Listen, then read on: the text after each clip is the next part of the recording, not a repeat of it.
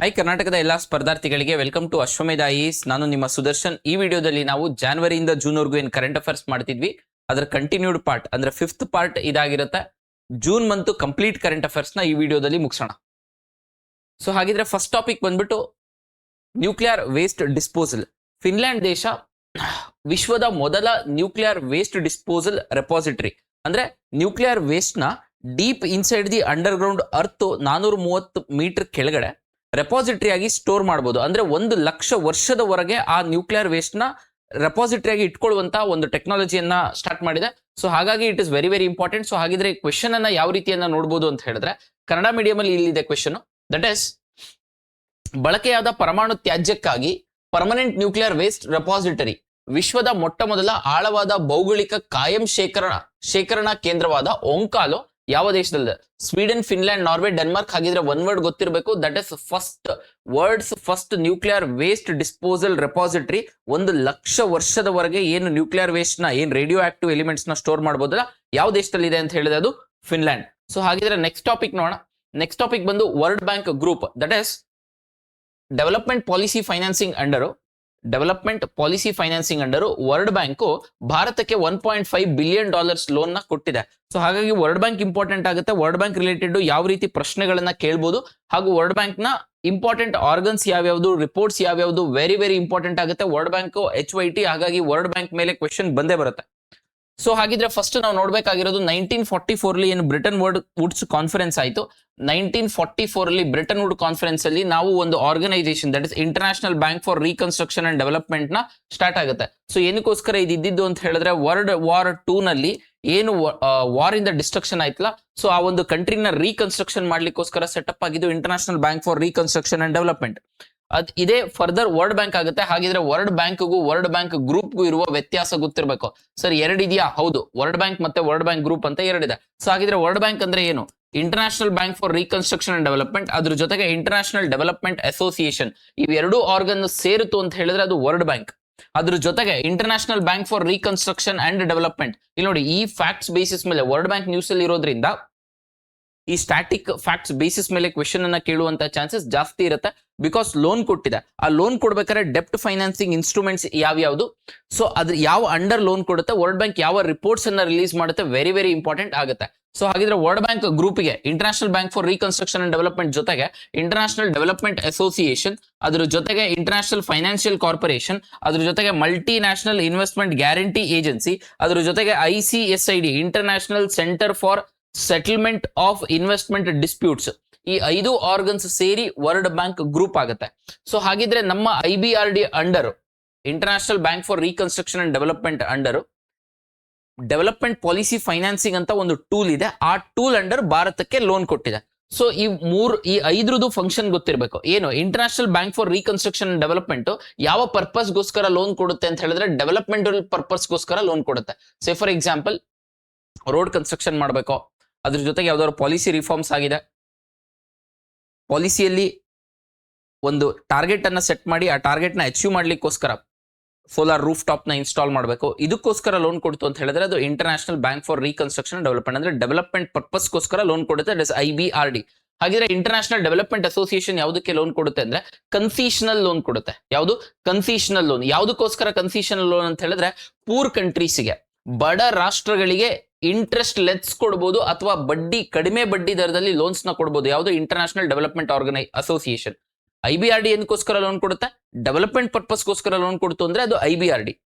Poorest ಕಂಟ್ರೀಸಿಗೆ concessional interest rates ಅಲ್ಲಿ loan ಕೊಡ್ತು ಅಂತ ಹೇಳಿದ್ರೆ ಅದು ಇಂಟರ್ನ್ಯಾಷನಲ್ ಡೆವಲಪ್ಮೆಂಟ್ ಅಸೋಸಿಯೇಷನ್. ಹಾಗಿದ್ರೆ ಇವು 3 ಯಾವುದು? ಇಂಟರ್ನ್ಯಾಷನಲ್ ಫೈನಾನ್ಷಿಯಲ್ ಕಾರ್ಪೊರೇಷನ್ ಯಾವುದಕ್ಕೆ ಅಂತ ಹೇಳಿದ್ರೆ ಪ್ರೈವೇಟ್ ಇನ್ವೆಸ್ಟರ್ಸ್ಗೆ ಲೋನ್ ಕೊಡೋದು ಅಥವಾ ಪ್ರೈವೇಟ್ ಎಂಟಿಟೀಸ್ ನ ಎನ್ಕರೇಜ್ ಮಾಡ್ಲಿಕ್ಕೋಸ್ಕರ ಇರೋದು ಇಂಟರ್ನ್ಯಾಷನಲ್ ಫೈನಾನ್ಷಿಯಲ್ ಆರ್ಗನೈಸೇಷನ್. ಒಂದು UPSC ಕ್ವೆಶನ್ ಇದೆ. ಹಾಗಿದ್ರೆ ಮಸಾಲಾ ಬಾಂಡ್ಸ್ ನ ಯಾರು ಕೊಡ್ತಾರೆ ಅಂತ ಹೇಳಿದ್ರೆ ಇಂಟರ್ನ್ಯಾಷನಲ್ ಫೈನಾನ್ಷಿಯಲ್ ಆರ್ಗನೈಸೇಷನ್ ಕೊಡುತ್ತೆ. ಯಾವ್ದನ್ನ? ಮಸಾಲಾ ಬಾಂಡ್ಸ್ ನ. ಹಾಗಿದ್ರೆ MIGA, that is multilateral investment guarantee agency ಏನಕ್ಕೋಸ್ಕರ ಇರೋದು? Each and every organ function ನೋಡ್ತಾ ಇದೀವಿ ಅಷ್ಟೇನೆ. ಫಂಕ್ಷನ್ ಮ್ಯಾಚ್ ದ ಫಾಲೋಯಿಂಗ್ ಅಲ್ಲಿ ಕೇಳಬಹುದು, ಅಥವಾ ಯಾವ್ದಾದ್ರು ಫಂಕ್ಷನ್ ಕೊಟ್ಬಿಟ್ಟು ಇದು ಯಾವುದಕ್ಕೆ ಸಂಬಂಧಪಟ್ಟಿದೆ ಅಂತ ಕ್ವೆಶನ್ ಅನ್ನ ಕೇಳಬಹುದು. Multi lateral investment guarantee agency ಏನ್ ಮಾಡುತ್ತೆ ಅಂತ ಹೇಳಿದ್ರೆ, ಯಾವುದಾದ್ರೂ ಒಂದು ದೇಶದಲ್ಲಿ ಫಾರಿನ್ ಇನ್ವೆಸ್ಟರ್ಸ್ ಇನ್ವೆಸ್ಟ್ಮೆಂಟ್ ಮಾಡಬೇಕು ಅಂದ್ರೆ ಆ ದೇಶದಲ್ಲಿ ಏನಾದ್ರು ಪೊಲಿಟಿಕಲ್ ಇನ್ಸ್ಟೆಬಿಲಿಟಿ ಇರುತ್ತೆ ಅಥವಾ ಏನಾದ್ರು ವಾರ್ ಆಗೋಂತ ಚಾನ್ಸಸ್ ಇರುತ್ತೆ ಅಂತ ಹೇಳಿದ್ರೆ ಅದ್ರ ಅಗೇನ್ಸ್ಟ್ ಇನ್ಶೂರೆನ್ಸ್ ಅನ್ನ ಕೊಡೋದು ಅಥವಾ ಗ್ಯಾರಂಟಿನ ಅಶ್ಯೂರ್ ಮಾಡೋದು ಯಾವ ಆರ್ಗನೈಸೇಷನ್ ರೆಸ್ಪಾನ್ಸಿಬಿಲಿಟಿ ಅಂತ ಹೇಳಿದ್ರೆ ಮಲ್ಟಿಲ್ಯಾಟರಲ್ investment guarantee agency.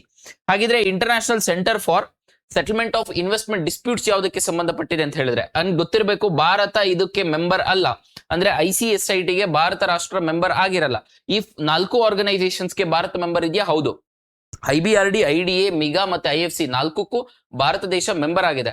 But international centre for settlements of investment ಡಿಸ್ಪ್ಯೂಟ್ಸ್ಗೆ ಇಲ್ಲ.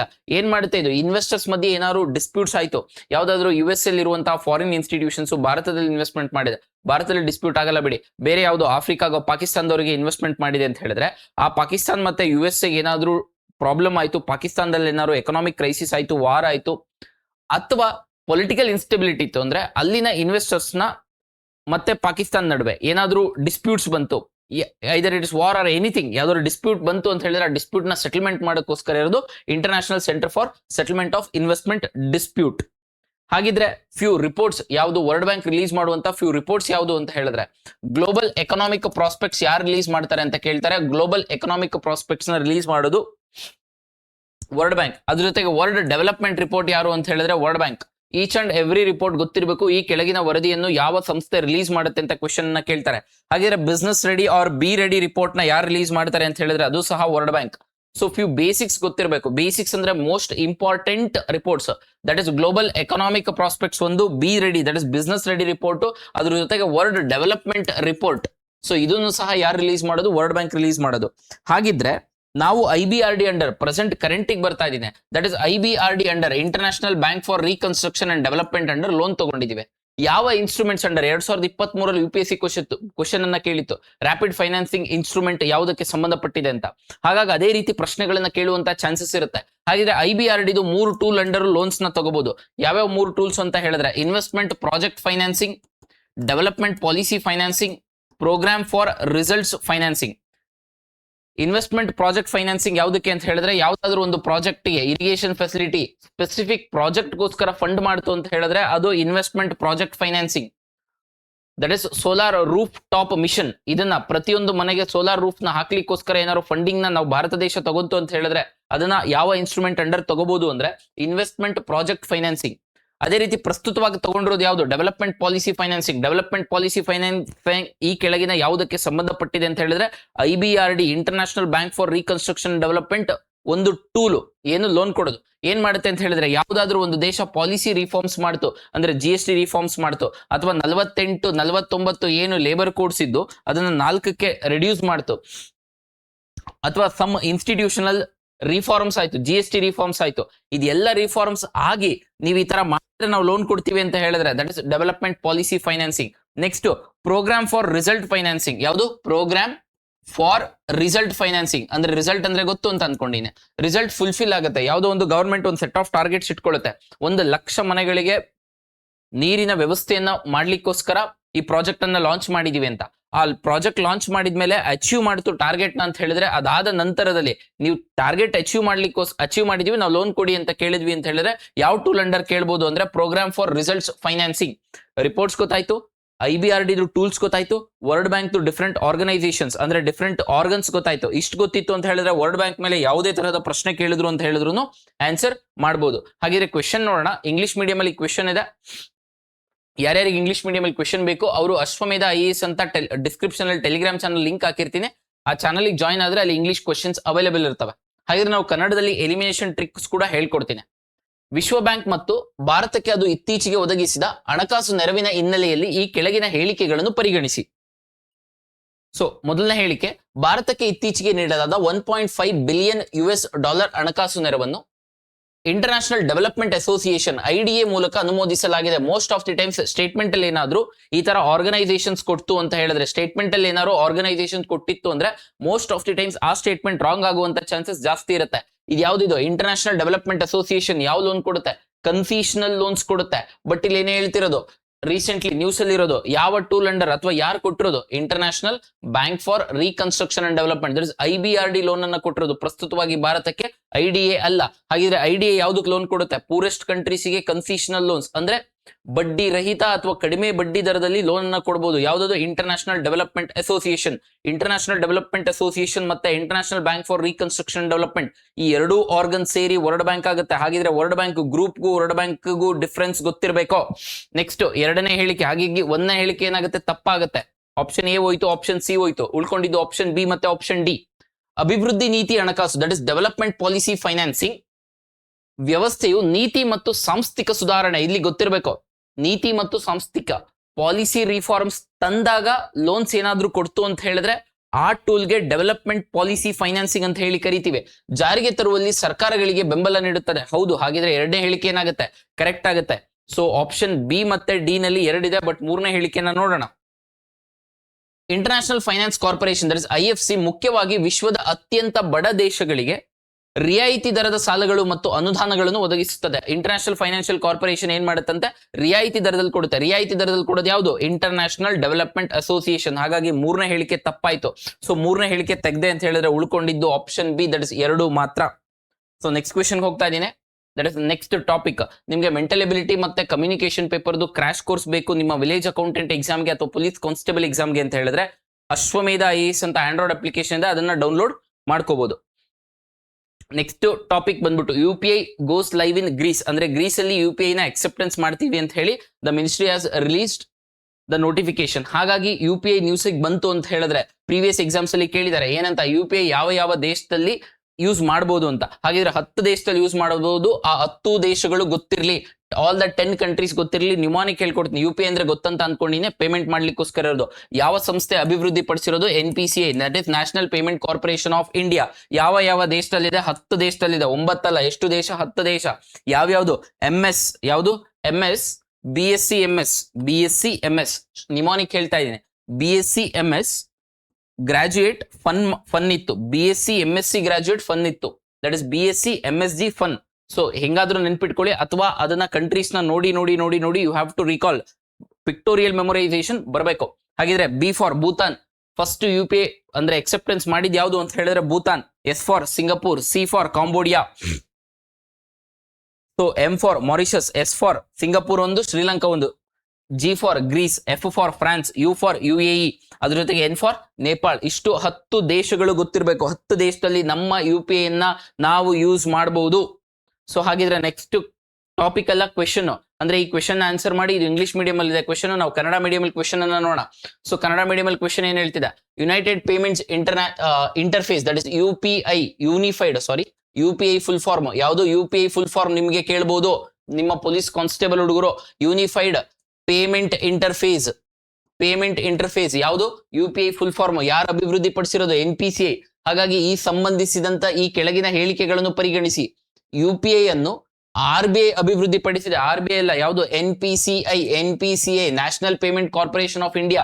ಹಾಗಾಗಿ ಒಂದನೇ ಹೇಳಿಕೆ ತೆಗೆದ್ರಿ ಅಂತ ಹೇಳಿದ್ರೆ ಉಳ್ಕೊಳ್ಳೋದು 2 ಮತ್ತು 3, 2 ಮಾತ್ರ. ಹಾಗಾಗಿ ಆಪ್ಷನ್ ಅಲ್ಲಿ 2 ಹಂಗೆ ಇದೆ. Each and every second is important in the exam hall. ಎರಡನೇ ಸ್ಟೇಟ್ಮೆಂಟ್ ರೈಟ್ ಆಗಿ ಹೋಗುತ್ತೆ, ಓದಕ್ಕೆ ಹೋಗ್ಬೇಡಿ. ಮೂರನೇದು ಓದಿ. UPI ಪಾವತಿಗಳನ್ನು ಸ್ವೀಕರಿಸುವ 10ನೇ ವಿದೇಶಿ ದೇಶವಾಗಿ ಗ್ರೀಸ್ ಹೊರಹೊಮ್ಮಿದೆ. ಹಾಗಿದ್ರೆ 9ನೇದು ಕಾಂಬೋಡಿಯಾ, 10ನೇದು ಯಾವುದು? ಗ್ರೀಸ್. ಸರಿಯಾಗಿದೆ. ಹಾಗಿದ್ರೆ ಮೂರನೇ ಹೇಳಿಕೆ ಕೂಡ ಸರಿ ಅಂತ ಹೇಳಿದ್ರೆ ಆಪ್ಷನ್ ಬಿ, ದಟ್ ಇಸ್ 2 ಮತ್ತು 3 ಮಾತ್ರ ಕರೆಕ್ಟ್. ಸೊ ನೆಕ್ಸ್ಟ್ ಟಾಪಿಕ್ ಹೋಗ್ತಾ ಇದ್ದೀನಿ. So that is 83rd question. ಅಂದ್ರೆ ಇಲ್ಲಿವರೆಗೂ ನಾವು ಟೋಟಲ್ 80 ಕ್ವೆಶನ್ ಮಾಡಿದ್ವಿ. ಅಂದ್ರೆ ಇವತ್ತಿನ ತರಗತಿಯಲ್ಲಿ ನಾವು 81ರಿಂದ 100 ಕ್ವೆಶನ್ ವರ್ಗೂ ಕಂಪ್ಲೀಟ್ ಮಾಡೋಣ. So most important, very very important ಏನು? ದಟ್ ಇಸ್ QPI ಅಂತಕ್ಕಂತ ಒಂದು AI ಸಂಸ್ಥೆ 64 ಬಿಟ್ ಕಾವೇರಿ ಅಂತಕ್ಕಂತ ಒಂದು ಕ್ವಾಂಟಮ್ ಪ್ರೊಸೆಸರ್ ನ ರಿಲೀಸ್ ಮಾಡಿದೆ. ಸೊ ಹಾಗಾಗಿ ಇಂಪಾರ್ಟೆಂಟ್ ಆಗುತ್ತೆ. ಯಾವುದು? QPI AI. ಯಾವುದು? 64 ಬಿಟ್. ಏನು? 64 ಬಿಟ್. ಏನು ಹೆಸರು? ಕಾವೇರಿ. ಎಲ್ಲಿ? Quantum computing. ಹಾಗಿದ್ರೆ ಕ್ವಾಂಟಮ್ ಕಂಪ್ಯೂಟಿಂಗ್ ಅಂದ್ರೆ ಏನು? ಕ್ವಾಂಟಮ್ ಕಂಪ್ಯೂಟಿಂಗ್ ಅಂದ್ರೆ ನಾರ್ಮಲ್ ಕಂಪ್ಯೂಟಿಂಗ್ ಗಿಂತ ತುಂಬಾ ಫಾಸ್ಟ್ ಆಗಿ ಮಾಡುವಂತ ಕಂಪ್ಯೂಟರ್ಸ್. ಹಾಗಿದ್ರೆ ನಾರ್ಮಲ್ ಕಂಪ್ಯೂಟರ್ಸ್ ಅಲ್ಲಿ ನಾವು ಏನ್ ಮಾಡ್ತೀವಿ ಅಂದ್ರೆ 1010 ಅಂತ ಬೈನರಿ ಡಿಜಿಟ್ಸ್ ಇದಾವೆ. ಈ ಬೈನರಿ ಡಿಜಿಟ್ಸ್ ಟು ಇನ್ಪುಟ್ ಅನ್ನ ಕೊಟ್ವಿ ಅಂತ ಹೇಳಿದ್ರೆ, ಬಟ್ ಕ್ವಾಂಟಮ್ ಕಂಪ್ಯೂಟಿಂಗ್ ಅಲ್ಲಿ ನಾವು ಕ್ಯೂಬಿಟ್ ಅನ್ನ ಬಳಸ್ತೀವಿ. ಕ್ಯೂಬಿಟ್ ಮೀನ್ಸ್, ಸೊ ಕ್ಯೂಬಿಟ್ ಇಂದ ಮೆಜರ್ ಮಾಡ್ತೀವಿ. ಕ್ವಾಂಟಮ್ ಕಂಪ್ಯೂಟಿಂಗ್ ನ ಕ್ಯೂಬಿಟ್ ಇಂದ ಮೆಜರ್ ಮಾಡ್ತೀವಿ. ಸೊ ಏನು ಇದರ ಅರ್ಥ ಅಂತ ಹೇಳಿದ್ರೆ 0 ಮತ್ತೆ 1 ಅಂದ್ರೆ ಬೈನರಿ ಡಿಜಿಟ್ಸ್ ನ ಸೈಮಲ್ಟೇನಿಯಸ್ ಆಗಿ ಅಟ್ ಎ ಟೈಮ್ 0 ಮತ್ತೆ 1 ನ ಯೂಸ್ ಮಾಡಿದ್ವಿ ಅಂತ ಹೇಳಿದ್ರೆ ಅದು ಕ್ಯೂಬಿಟ್. ಗಾಟ್ ಇಟ್, ನಾರ್ಮಲ್ ಆಗಿ ಬೈನರಿ ಡಿಜಿಟ್ಸ್. ಸೊ ಇಷ್ಟು. ಹಾಗಿದ್ರೆ ನ್ಯಾಷನಲ್ ಕ್ವಾಂಟಮ್ ಮಿಷನ್ ಆಫ್ ಯಾವುದು 2023 ರೀಸೆಂಟ್ಲಿ ಇದನ್ನ ಅಪ್ಗ್ರೇಡ್ ಮಾಡ್ಕೊಂತಾನೆ ಬರ್ತಾ ಇದೀವಿ. Quantum computing very very very important. ಯಾವ್ದು ಮೆಜರ್ ಮಾಡ್ತೀವಿ ನಾವು? ಕ್ಯೂಬಿಟ್ ಅಂದ್ರೆ ಏನು? ಬೈನರಿ ಡಿಜಿಟ್ಸ್, ದಟ್ ಇಸ್ 1 ಮತ್ತೆ 0ನ simultaneous at a time use ಮಾಡಿದ್ರೆ ಅದು ಕ್ಯೂಬಿಟ್, ಕ್ವಾಂಟಮ್ ಕಂಪ್ಯೂಟಿಂಗ್ ರಿಲೇಟೆಡ್. ಹಾಗಿದ್ರೆ ನ್ಯಾಷನಲ್ ಕ್ವಾಂಟಮ್ ಮಿಷನ್ ಅಂಡರ್ ನಾವು 4 ಥಿಮ್ಯಾಟಿಕ್ ಹಬ್ಸ್ ನ ಮಾಡ್ತೀವಿ. 4 ಥಿಮ್ಯಾಟಿಕ್ ಹಬ್ಸ್ ಅಂತ ಹೇಳಿದ್ರೆ National quantum Mission very very important. 4 thematic hubs ಅಂದ್ರೆ ಒಂದೊಂದು ಥೀಮ್ ಆಧಾರದ ಮೇಲೆ, ಈ ಕ್ವಾಂಟಮ್ ಮಿಷನ್ ಅಲ್ಲಿ ಒಂದೊಂದು ಥೀಮ್ ಆಧಾರದ ಮೇಲೆ ಒಂದೊಂದು ಜಾಗದಲ್ಲಿ ಆ ಒಂದು ಥೀಮಿಗೆ ಸಂಬಂಧಪಟ್ಟಂತೆ ಇನ್ಸ್ಟಿಟ್ಯೂಷನ್ಸ್ ನ ಸೆಟಪ್ ಮಾಡಿದೀವಿ. ಅದರಲ್ಲಿ ಯಾವುದು? ಕ್ವಾಂಟಮ್ ಕಂಪ್ಯೂಟಿಂಗ್ ಎಲ್ಲಿದೆ ಅಂತ ಹೇಳಿದ್ರೆ ಮ್ಯಾಚ್ ದ ಫಾಲೋಯಿಂಗ್ ಅಲ್ಲಿ ಕೇಳ್ತಾನೆ. ಕ್ವಾಂಟಮ್ ಕಂಪ್ಯೂಟಿಂಗ್ ಯಾವುದು? IISc ಬೆಂಗಳೂರು. ಅದೇ ರೀತಿ ಕ್ವಾಂಟಮ್ ಕಮ್ಯುನಿಕೇಶನ್, ಕಂಪ್ಯೂಟಿಂಗ್ ಬೇರೆ, ಕಮ್ಯುನಿಕೇಶನ್ ಅಂದ್ರೆ ಗೊತ್ತಂತ ಅನ್ಕೊಂಡಿನಿ ಕನ್ನಡದಲ್ಲಿ. ಓಕೆ, ಸಂವಹನ, ಕಮ್ಯುನಿಕೇಶನ್ ಎಲ್ಲಿದೆ? IIT ಮಡ್ರಾಸ್. ಯಾವುದು? IIT Madras. Quantum computing IISc Bangalore. Quantum computing IISc Bangalore. Quantum communication ಯಾವುದು? Quantum communication IIT Madras. ಅದೇ ರೀತಿ ಕ್ವಾಂಟಮ್ ಸೆನ್ಸಿಂಗ್ ಅಂಡ್ ಮೀಟಿಯಾರಾಲಜಿ ಎಲ್ಲಿ? IIT ಬಾಂಬೆ. ಅದ್ರ ಜೊತೆಗೆ quantum materials and devices is IIT Delhi. Long story short simple. Qpi ಅಂತಕ್ಕಂಥ AI ಸಂಸ್ಥೆ ಕಾವೇರಿ ಅನ್ನುವಂತಹ ಒಂದು 64-ಬಿಟ್ ಕ್ವಾಂಟಮ್ ಪ್ರೊಸೆಸರ್ ನ ರಿಲೀಸ್ ಮಾಡಿದೆ. ಹಾಗಾಗಿ few facts about quantum mission, quantum computing ನೋಡ್ತಾ ಇದೀವಿ. ನಾರ್ಮಲ್ ಕಂಪ್ಯೂಟರ್ಸ್ ಅಲ್ಲಿ ನಾವು ಬೈನರಿ ಡಿಜಿಟ್ಸ್ ನ ಯೂಸ್ ಮಾಡಿದ್ವಿ ಅಂತ ಹೇಳಿದ್ರೆ 101010. ಕ್ವಾಂಟಮ್ ಕಂಪ್ಯೂಟಿಂಗ್ ಅಲ್ಲಿ ನಾವು ಕ್ಯೂಬಿಟ್ಸ್ ಅನ್ನ ಬಳಸ್ತೀವಿ. ಕ್ಯೂಬಿಟ್ಸ್ ಅಂತ ಹೇಳಿದ್ರೆ 1 ಮತ್ತೆ 0ನ ಸೈಮಲ್ಟೇನಿಯಸ್ ಆಗಿ ಅಟ್ ಎ ಟೈಮ್ ಯೂಸ್ ಮಾಡೋದು. ನ್ಯಾಷನಲ್ ಕ್ವಾಂಟಮ್ ಮಿಷನ್ ಆಫ್ 2023 ಪ್ರಕಾರ ನಾವು we are emphasising on quantum computing, faster computing ನ ಮಾಡ್ಬೇಕಂತ ಹೇಳಿ. ಸೊ ಅದರ ಆಧಾರದ ಮೇಲೆ 4 ಥಿಮ್ಯಾಟಿಕ್ ಹಬ್ಸ್ ನ ಸೆಟಪ್ ಮಾಡ್ತಾ ಇದೀವಿ. ಒಂದು IISc Bangalore, IIT Bombay, IIT Madras ಮತ್ತೆ IIT ಡೆಲ್ಲಿಯಲ್ಲಿದೆ. ಸೊ IISc ಬ್ಯಾಂಗ್ಳೂರಲ್ಲಿ ಯಾವ್ದಿದೆ ಅಂದ್ರೆ quantum computing, quantum communication IIT Madras. ಅದ್ರ ಜೊತೆಗೆ ಕ್ವಾಂಟಮ್ ಸೆನ್ಸಿಂಗ್ ಅಂಡ್ ಮೀಟಿಯಾರಾಲಜಿ ಗೊತ್ತಿರಬೇಕು, that is IIT Bombay. Each and every fact. IIT ಡೆಲ್ಲಿಯಲ್ಲಿ ಇರೋದು ಮೆಟೀರಿಯಲ್ಸ್ ಅಂಡ್ ಡಿವೈಸಸ್. ಸೊ ಇಷ್ಟು. ಹಾಗಿದ್ರೆ ನಾವು ಕ್ವೆಶನ್ ಅನ್ನ ನೋಡೋಣ. ಇದು ಇಂಗ್ಲಿಷ್ ಮೀಡಿಯಂ ಅಲ್ಲಿ ಇರುವಂತಹ ಪ್ರಶ್ನೆ, ನಾವು ಕನ್ನಡ ಮೀಡಿಯಂ ಅಲ್ಲಿ ಕ್ವೆಶನ್ ಅನ್ನ ನೋಡೋಣ. ಓಕೆ, ಸೊ ನಮ್ಮ ಟೆಲಿಗ್ರಾಮ್ ಚಾನಲ್ ಅಲ್ಲಿ ಏನೇನು ಕ್ವೆಶನ್ಸ್ ಹಾಕ್ತಾ ಇರ್ತೀನಲ್ಲ, ಅಂದ್ರೆ current affairs every day class ಮಾಡಕ್ ಆಗಿಲ್ಲ ಅಂತ ಹೇಳಿದ್ರು ಅವತ್ತಿನ ನ್ಯೂಸ್ ಪೇಪರ್ ನ ಕ್ವಿಜ್ ಮಾಡಿ ಟೆಲಿಗ್ರಾಮ್ ಅಲ್ಲಿ ಹಾಕ್ತಾ ಇರ್ತೀನಿ. ಆದ್ರೆ ಅಲ್ಲಿ ಬರುವಂತಹ ಪ್ರಶ್ನೆಗಳಿಗೆ ಆನ್ಸರ್ ಮಾಡೋದಕ್ಕೆ ಟ್ರೈ ಮಾಡಿ, ಮತ್ತೆ ಅಲ್ಲಿ ಬರುವಂತಹ ಪಿಕ್ಚರ್ಸ್ ನ ಎತ್ಕೊಂಡು ನೋಟ್ಸ್ ಮಾಡೋದಕ್ಕೆ ಟ್ರೈ ಮಾಡ್ಕೊಳ್ಳಿ. ಸೊ ಹಾಗಿದ್ರೆ ಈ ಕೆಳಗಿನ ಹೇಳಿಕೆಗಳನ್ನು ಪರಿಗಣಿಸಿ. ರಾಷ್ಟ್ರೀಯ ಕ್ವಾಂಟಮ್ ಮಿಷನ್ ಅಡಿಯಲ್ಲಿ 4 ವಿಷಯಾಧಾರಿತ ಕೇಂದ್ರಗಳು, ಥಿಮ್ಯಾಟಿಕ್ ಅಂದ್ರೆ ಒಂದೊಂದು ಥೀಮ್ಗೆ ಒಂದೊಂದು. ಬೆಂಗಳೂರು ಥಿಮ್ಯಾಟಿಕ್ ಹಬ್ಸ್ ಬೆಂಗಳೂರಿನ IISc, C.DOT ಸಹಯೋಗದೊಂದಿಗೆ ಮದ್ರಾಸ್ IIT, ಬಾಂಬೆ IIT ಹಾಗೂ ದೆಹಲಿ IITಗಳಲ್ಲಿ ನೆಲೆಗೊಂಡಿದೆ. ಈಗ ನೀವು 4 ಗೊತ್ತಿರಬೇಕು. ಮ್ಯಾಚ್ ದ ಫಾಲೋಯಿಂಗ್ ಅಲ್ಲಿ ಕೇಳ್ತಾನೆ. Quantum computing, quantum communication, sensing and meteorology, devices, ಯಾವ್ಯಾವ್ದು? Materials and devices. ಸೊ ಹಾಗಿದ್ರೆ ಒಂದನೇ ಹೇಳಿಕೆ ಏನಾಗುತ್ತೆ? ಸರಿ ಹೋಗುತ್ತೆ. ಎರಡನೇ ಹೇಳಿಕೆ, ಕಾವೇರಿ ಎಂಬುದು 64 ಕ್ಯೂಬಿಟ್. ಇದು ಗೊತ್ತಿರಬೇಕು. ಎಷ್ಟು? 64. ಅವಾಗ್ಲೇ ನಾನು ಬಿಟ್ ಅಂದೆ ಅನ್ಕೋತೀನಿ. I am extremely sorry. ಯಾವುದು? Qubit. 64 qubit. Because quantum computing ಬಂತಂತ ಹೇಳಿದ್ರೆ ದಟ್ ಇಸ್ ಕ್ಯೂಬಿಟ್ಸ್. 64 ಕ್ಯೂಬಿಟ್ ಸಾಮರ್ಥ್ಯದ ಸೂಪರ್ ಕಂಡಕ್ಟಿಂಗ್ ಕ್ವಾಂಟಮ್ ಪ್ರೊಸೆಸರ್ ಆಗಿದ್ದು, ಇದನ್ನು ಬೆಂಗಳೂರು ಮೂಲದ QPIAI ಸಂಸ್ಥೆಯು ಅಭಿವೃದ್ಧಿಪಡಿಸಿದೆ. ನಿಮ್ಮ ಪೊಲೀಸ್ ಕಾನ್ಸ್ಟೇಬಲ್ ಗೆ ಫ್ಯಾಕ್ಟ್ ಗೊತ್ತಿರಬೇಕು. ಯಾವ ಇದು? QPI ಅಲ್ಲ, ಅದು ಕ್ಯೂಪೈ. ಹಿಂಗ್ ಕೊಟ್ಟಿರಲ್ಲ ನಮ್ಗೆ. ಕ್ಯೂ ಕೊಟ್ಬಿಟ್ಟು ಪೈ ಕೊಟ್ಟಿರ್ತಾನೆ. ಕ್ಯೂಪೈ ಏನಿದು? ಏನ್ ಮಾಡಿದೆ? ಕಾವೇರಿ ಅಂತಕ್ಕಂತ ಒಂದು 64 ಕ್ಯೂಬಿಟ್. ಎಷ್ಟು ಬಿಟ್ ಅಂತಾನು ಕೇಳ್ಬೋದು. 64 ಕ್ಯೂಬಿಟ್ ಕ್ವಾಂಟಮ್ ಪ್ರೊಸೆಸರ್ ನ ಲಾಂಚ್ ಮಾಡಿದೆ. ಸೊ ಹಾಗಾಗಿ ಎರಡನೇ ಹೇಳಿಕೆ ಕೂಡ ಏನಾಗುತ್ತೆ? ಕರೆಕ್ಟ್ ಆಗುತ್ತೆ. ಮೂರನೇದು ಬರ್ತಾ ಇದೀನಿ. ಕ್ವಾಂಟಮ್ ಕಂಪ್ಯೂಟಿಂಗ್ ನಲ್ಲಿ ಮಾಹಿತಿಯ ಮೂಲ ಘಟಕವು ಕ್ಯೂಬಿಟ್. ಅಂದ್ರೆ ಕ್ವಾಂಟಮ್ ಕಂಪ್ಯೂಟಿಂಗ್ ಅಲ್ಲಿ ಮಾಹಿತಿ ಅಂದ್ರೆ ಇನ್ಫಾರ್ಮೇಶನ್ ಅನ್ನ ಯಾವ್ದ್ರಲ್ಲಿ ಮೂಲ ಘಟಕ ಮಾಡ್ತೀವಿ? ಕ್ಯೂಬಿಟ್. ನಾರ್ಮಲ್ ಕಂಪ್ಯೂಟಿಂಗ್ ಅಲ್ಲಿ ಬಿಟ್ಸ್. ಸೊ ಮೇಲೆ ನೀಡಿರುವ ಹೇಳಿಕೆಗಳಲ್ಲಿ ಯಾವುದು ಅಥವಾ ಯಾವುವು ಸರಿಯಾಗಿದೆ? 3 ಹೇಳಿಕೆಗಳು ಕರೆಕ್ಟ್ ಆಗಿದೆ. ಕ್ವಾಂಟಮ್ ಮಿಷನ್ಗೆ ಸಂಬಂಧಪಟ್ಟಂತೆ 4 ಥಿಮ್ಯಾಟಿಕ್ ಹಬ್ಸ್ ಗೊತ್ತಿರಲಿ. ಕ್ಯೂಪೈ ಏನ್ ಮಾಡಿದೆ? ಕಾವೇರಿ ಅನ್ನುವಂತಹ 64 ಕ್ಯೂಬಿಟ್ ಪ್ರೊಸೆಸರ್ ನ ಲಾಂಚ್ ಮಾಡಿದೆ. ಇಷ್ಟು ಗೊತ್ತಿತ್ತಂದ್ರೆ ಸಾಕು. ಕ್ವಾಂಟಮ್ ಕಂಪ್ಯೂಟಿಂಗ್ ಮೂಲ ಘಟಕ ಯಾವುದು? Cubits. So next G7 summit ಎಲ್ಲಿ ನಡೀತು? ಫ್ರಾನ್ಸ್ ಅಲ್ಲಿ ನಡೀತು. ಹಾಗಾಗಿ facts about G7 June month ಇಲ್ಲಿ ಕವರ್ ಮಾಡ್ತಾ ಇದೀವಿ. So first G7 member countries ಗೊತ್ತಿರಲಿ. G7 ಮೆಂಬರ್ ಕಂಟ್ರೀಸ್ ನ ನೆನ್ಪಿಟ್ಕೊಳ್ಳೋದಕ್ಕೆ ಒಂದು ನಿಮಾನಿಕ್ ಹೇಳ್ತಾ ಇದೀನಿ. ನೀವು ದಯವಿಟ್ಟು ಅಪಾರ್ಥ ಭಾವಿಸ್ಬೇಡಿ. ನಿಮಗೆ ನೆನ್ಪಿರ್ಲಿ ಅಂತ ಹೇಳ್ತಾ ಇರೋದಷ್ಟೇ. ಜ್ಯೂಸ್ GF ಅಂದ್ರೆ ಗರ್ಲ್ ಫ್ರೆಂಡ್ ಅಂತ ಅನ್ಕೊಳ್ಳಿ, ಜ್ಯೂಸ್ ಕುಡಿಯಕ್ ಗರ್ಲ್ ಫ್ರೆಂಡ್ ಜೊತೆ ಹೋದೆ. ಸೊ ಹಾಗಿದ್ರೆ J for Japan, U for USA, I for Italy, C for Canada, E for England ಅಲ್ಲ, ಯುರೋಪಿಯನ್ ಯೂನಿಯನ್ ಅಲ್ಲ, UK. ಇಲ್ಲೊಂದು ಹೀಗೆ ಗೊತ್ತಿರಬೇಕು, ಯಾವುದು UK. ಹಾಗಿದ್ರೆ ಯುನೈಟೆಡ್ ಕಿಂಗ್ಡಮ್ಗೂ ಫಸ್ಟ್ ಇಲ್ಲಿ ನೋಡ್ಬೇಕು ನಾವು. G7 ಸಮಿಟ್ ನಡೆದಿದೆ ಯಾವ ದೇಶದಲ್ಲಿ? ಫ್ರಾನ್ಸ್ ಅಲ್ಲಿ ನಡೆದಿದೆ, ದಟ್ ಇಸ್ ಇವಾನ್ ಲೆ ಬೈನ್ಸ್ ಅಲ್ಲಿ. ಸೊ ಹಾಗಾಗಿ G7 ಕಂಟ್ರೀಸ್ ನೋಡ್ತಾ ಇದೀವಿ. G7 ಕಂಟ್ರೀಸ್ ನ ನೆನ್ಪಿಟ್ಕೊಳ್ಳೋದಕ್ಕೋಸ್ಕರ ಜ್ಯೂಸ್ ಗರ್ಲ್ ಫ್ರೆಂಡ್ ಅಂತ ಹೇಳಿ ಮಾಡಿದೀವಿ. ಇದರಲ್ಲಿ E ಅಂದ್ರೆ UK. ಹಾಗಿದ್ರೆ UK ಅಂದ್ರೆ ಏನು? ನಾರ್ದರ್ನ್ ಐಲ್ಯಾಂಡ್ ಜೊತೆಗೆ ಸ್ಕಾಟ್ಲ್ಯಾಂಡ್ ಜೊತೆಗೆ ವೇಲ್ಸ್ ಮತ್ತೆ ಇಂಗ್ಲೆಂಡ್, ಈ 4 ದೇಶಗಳನ್ನ ಸೇರಿಸಿ ನಾವು ಯುನೈಟೆಡ್ ಕಿಂಗ್ಡಮ್ ಅಂತ ಹೇಳಿ ಕರಿತೀವಿ. ಹಾಗಿದ್ರೆ ನಿಮ್ಗೆ ಗ್ರೇಟ್ ಬ್ರಿಟನ್ ಅಂತ ಯಾವ ಕಂಟ್ರಿ ಕರಿತೀವಿ ಅಂತ ಹೇಳ್ಬೇಕು? ಗ್ರೇಟ್ ಬ್ರಿಟನ್ ಮತ್ತೆ ಯುರೋಪಿಯನ್ ಯೂನಿಯನ್. ಅದೇ ರೀತಿ G for Germany, F for France. ಎಷ್ಟು ಕಂಟ್ರೀಸ್ ಇದೆ? 7 ಕಂಟ್ರೀಸ್ ಇದೆ. ಹಾಗಿದ್ರೆ ಯಾವಾಗ ಸೆಟಪ್ ಆಗಿದ್ದು ಇದು ಯಾವುದು? G7 ಕಂಟ್ರೀಸ್ ಏನಕ್ಕೋಸ್ಕರ ಸೆಟಪ್ ಆಗಿದೆ ಅಂತ ಹೇಳಿದ್ರೆ ಎಕನಾಮಿಕ್ ಕೋಆಪರೇಷನ್ಗೋಸ್ಕರ ಸೆಟಪ್ ಆಗಿದ್ದು. ಸ್ಟೇಟ್ಮೆಂಟ್ ಮೇಲೆ ಆಗ್ತವೆ ಏನಂತ? ಇದು ಮಿಲಿಟರಿ ಆರ್ಗನೈಸೇಷನ್ ಅಲ್ಲ, ಇದು ಎಕನಾಮಿಕ್ ಅಂಡ್ ಪೊಲಿಟಿಕಲ್ ಕೋಆಪರೇಷನ್ಗೋಸ್ಕರ ಸೆಟಪ್ ಆದಂತಹ ಸಂಸ್ಥೆ ಯಾವುದು? G7. ಮುಂಚೆ ಯಾವಾಗ? 1975 ಅಲ್ಲಿ G6 ಇತ್ತು. ಯಾವ್ದಿತ್ತು? G6 ಇತ್ತು. 1976 ಅಲ್ಲಿ ಕೆನಡಾ ಸೇರ್ಕೊಂಡು G7 ಆಯ್ತು. ತದನಂತರದಲ್ಲಿ 1998 ಅಲ್ಲಿ ರಷ್ಯಾ ಸೇರ್ಕೊಂಡು G8 ಆಗಿತ್ತು. ಬಟ್ 2014ರಲ್ಲಿ ಮೋಸ್ಟ್ ಇಂಪಾರ್ಟೆಂಟ್ ಒಂದು ಪ್ಲೇಸ್ ಹೇಳ್ತಾ ಇದೆ ನೋಡಿ, ನಿಮಗೆ GK ಸಂಬಂಧಪಟ್ಟಂತೆ ಅಥವಾ ವರ್ಲ್ಡ್ ಜಿಯೋಗ್ರಫಿಗೆ ಸಂಬಂಧಪಟ್ಟಂತೆ. ಕ್ರಿಮಿಯಾ ಪೆನಿನ್ಸುಲಾ. ಯಾವುದು? ಕ್ರಿಮಿಯಾ ಪೆನಿನ್ಸುಲಾ ಯಾವ ರಾಷ್ಟ್ರಕ್ಕೆ ಸೇರಿದ್ದು ಅಂದ್ರೆ ರಷ್ಯಾ ದೇಶಕ್ಕೆ ಸೇರಿದ್ದು. ಕ್ರಿಮಿಯಾ ಪೆನಿನ್ಸುಲಾವನ್ನ ರಷ್ಯಾ ವಶಪಡಿಸಿಕೊಳ್ಳುತ್ತೆ. ಸೊ ಮಿಲಿಟರಿ ದಾಳಿ ಮುಖಾಂತರ ವಶಪಡಿಸಿಕೊಂಡಿದ್ರಿಂದ G7 ಸದಸ್ಯ ರಾಷ್ಟ್ರದಿಂದ G8 ಏನಿತ್ತಲ್ಲ ಅದರಿಂದ ರಷ್ಯಾವನ್ನ ಸಸ್ಪೆಂಡ್ ಮಾಡ್ತಾರೆ. ರಷ್ಯಾವನ್ನ ಸಸ್ಪೆಂಡ್ ಮಾಡಿ ಪ್ರಸ್ತುತವಾಗಿ G7 ಇದೆ. I hope it's clear. G7 countries ಗೊತ್ತಾಯ್ತು, ಯಾವ್ದಕ್ಕೋಸ್ಕರ ಸೆಟಪ್ ಮಾಡಿದ್ದಾರೆ ಅಂತ ಗೊತ್ತಾಯ್ತು. ಈ ಸತಿ ಎಲ್ಲಿ G7 ಸಮಿಟ್ ಆಯ್ತು ಅಂತ ಗೊತ್ತಾಯ್ತು. ಸೊ ಹಾಗಿದ್ರೆ ಕ್ವೆಶನ್ ಅನ್ನ ನೋಡೋಣ. 85th question, just basic question ಗೊತ್ತಿರ್ಲಿ. ಭಾರತ G7 ಸದಸ್ಯ ರಾಷ್ಟ್ರವನ್ನು ಹೊಂದಿಲ್ಲ ಅಂದ್ರೆ India is not the member of G7. So English ಅಲ್ಲಿ ಇದೆ ಕ್ವೆಶನ್. ಟೆಲಿಗ್ರಾಮ್ ಚಾನಲ್ ಅಲ್ಲಿ ಈ ಕ್ವೆಶನ್ಸ್ ನ ಹಾಕ್ತೀನಿ. ಅದ್ರ ಜೊತೆಗೆ ಇನ್ನೊಂದು ಸ್ವಲ್ಪ ಮೋಸ್ಟ್ ಇಂಪಾರ್ಟೆಂಟ್ ಕರೆಂಟ್ ಅಫೇರ್ಸ್ ಕೂಡ ಹಾಕ್ತೀನಿ. ನಾನು ಇಲ್ಲಿ ಏನ್ ಟೀಚ್ ಮಾಡಕ್ ಆಗಲ್ಲ, ಅವನ್ನ ಟೆಲಿಗ್ರಾಮ್ ಅಲ್ಲಿ ಹಾಕ್ತೀನಿ. ಅವನ್ನೊಂದು ಸ್ವಲ್ಪ ಏನ್ ಮಾಡಿ ಅಂತ ಹೇಳಿದ್ರೆ ಆದಷ್ಟು ರಿವೈಸ್ ಮಾಡ್ತಾ ಹೋಗಿ. ಸೊ ಇಲ್ಲಿ ಗ್ರೂಪ್ ಆಫ್ 7 ಅಥವಾ G7 ಅಂದ್ರೆ ಗ್ರೂಪ್ ಆಫ್ 7 ಅಂತ. G20 ಬೇರೆ, G7 ಬೇರೆ. G20 ಕುರಿತಾಗಿ ಮತ್ತೆ ನಾವು ಕ್ಲಾಸಸ್ ನ ಮಾಡೋಣ. ಕುರಿತಾದ ಈ ಕೆಳಗಿನ ಹೇಳಿಕೆಗಳನ್ನು ಪರಿಗಣಿಸಿ. ಸೊ G7 ಗೆ ಸಂಬಂಧಪಟ್ಟಂತೆ we have to analyse the statements. ಮೊದಲನೇದು, G7 Canada, France, Germany, Italy, Japan, United Kingdom ಮತ್ತು ಯುನೈಟೆಡ್ ಸ್ಟೇಟ್ಸ್ ದೇಶಗಳನ್ನು ಒಳಗೊಂಡಿದೆ. So 7 countries at the tip of the tongue ಗೊತ್ತಿರಲಿ. ಇಫ್ ಯು ಡೋಂಟ್ ನೋ ಅಂತ ಹೇಳಿದ್ರೆ ಜ್ಯೂಸ್ GF ಇದನ್ನ ನೆನ್ಪಿಟ್ಕೊಳ್ಳಿ. Juice GF Japan, USA, Italy, Canada, United Kingdom, Germany, France 7 ದೇಶಗಳಿದಾವ ಇದೆ. ಹಾಗಾಗಿ ಒಂದನೇ ಹೇಳಿಕೆ ಏನಾಗುತ್ತೆ? ಸರಿ ಹೋಗುತ್ತೆ.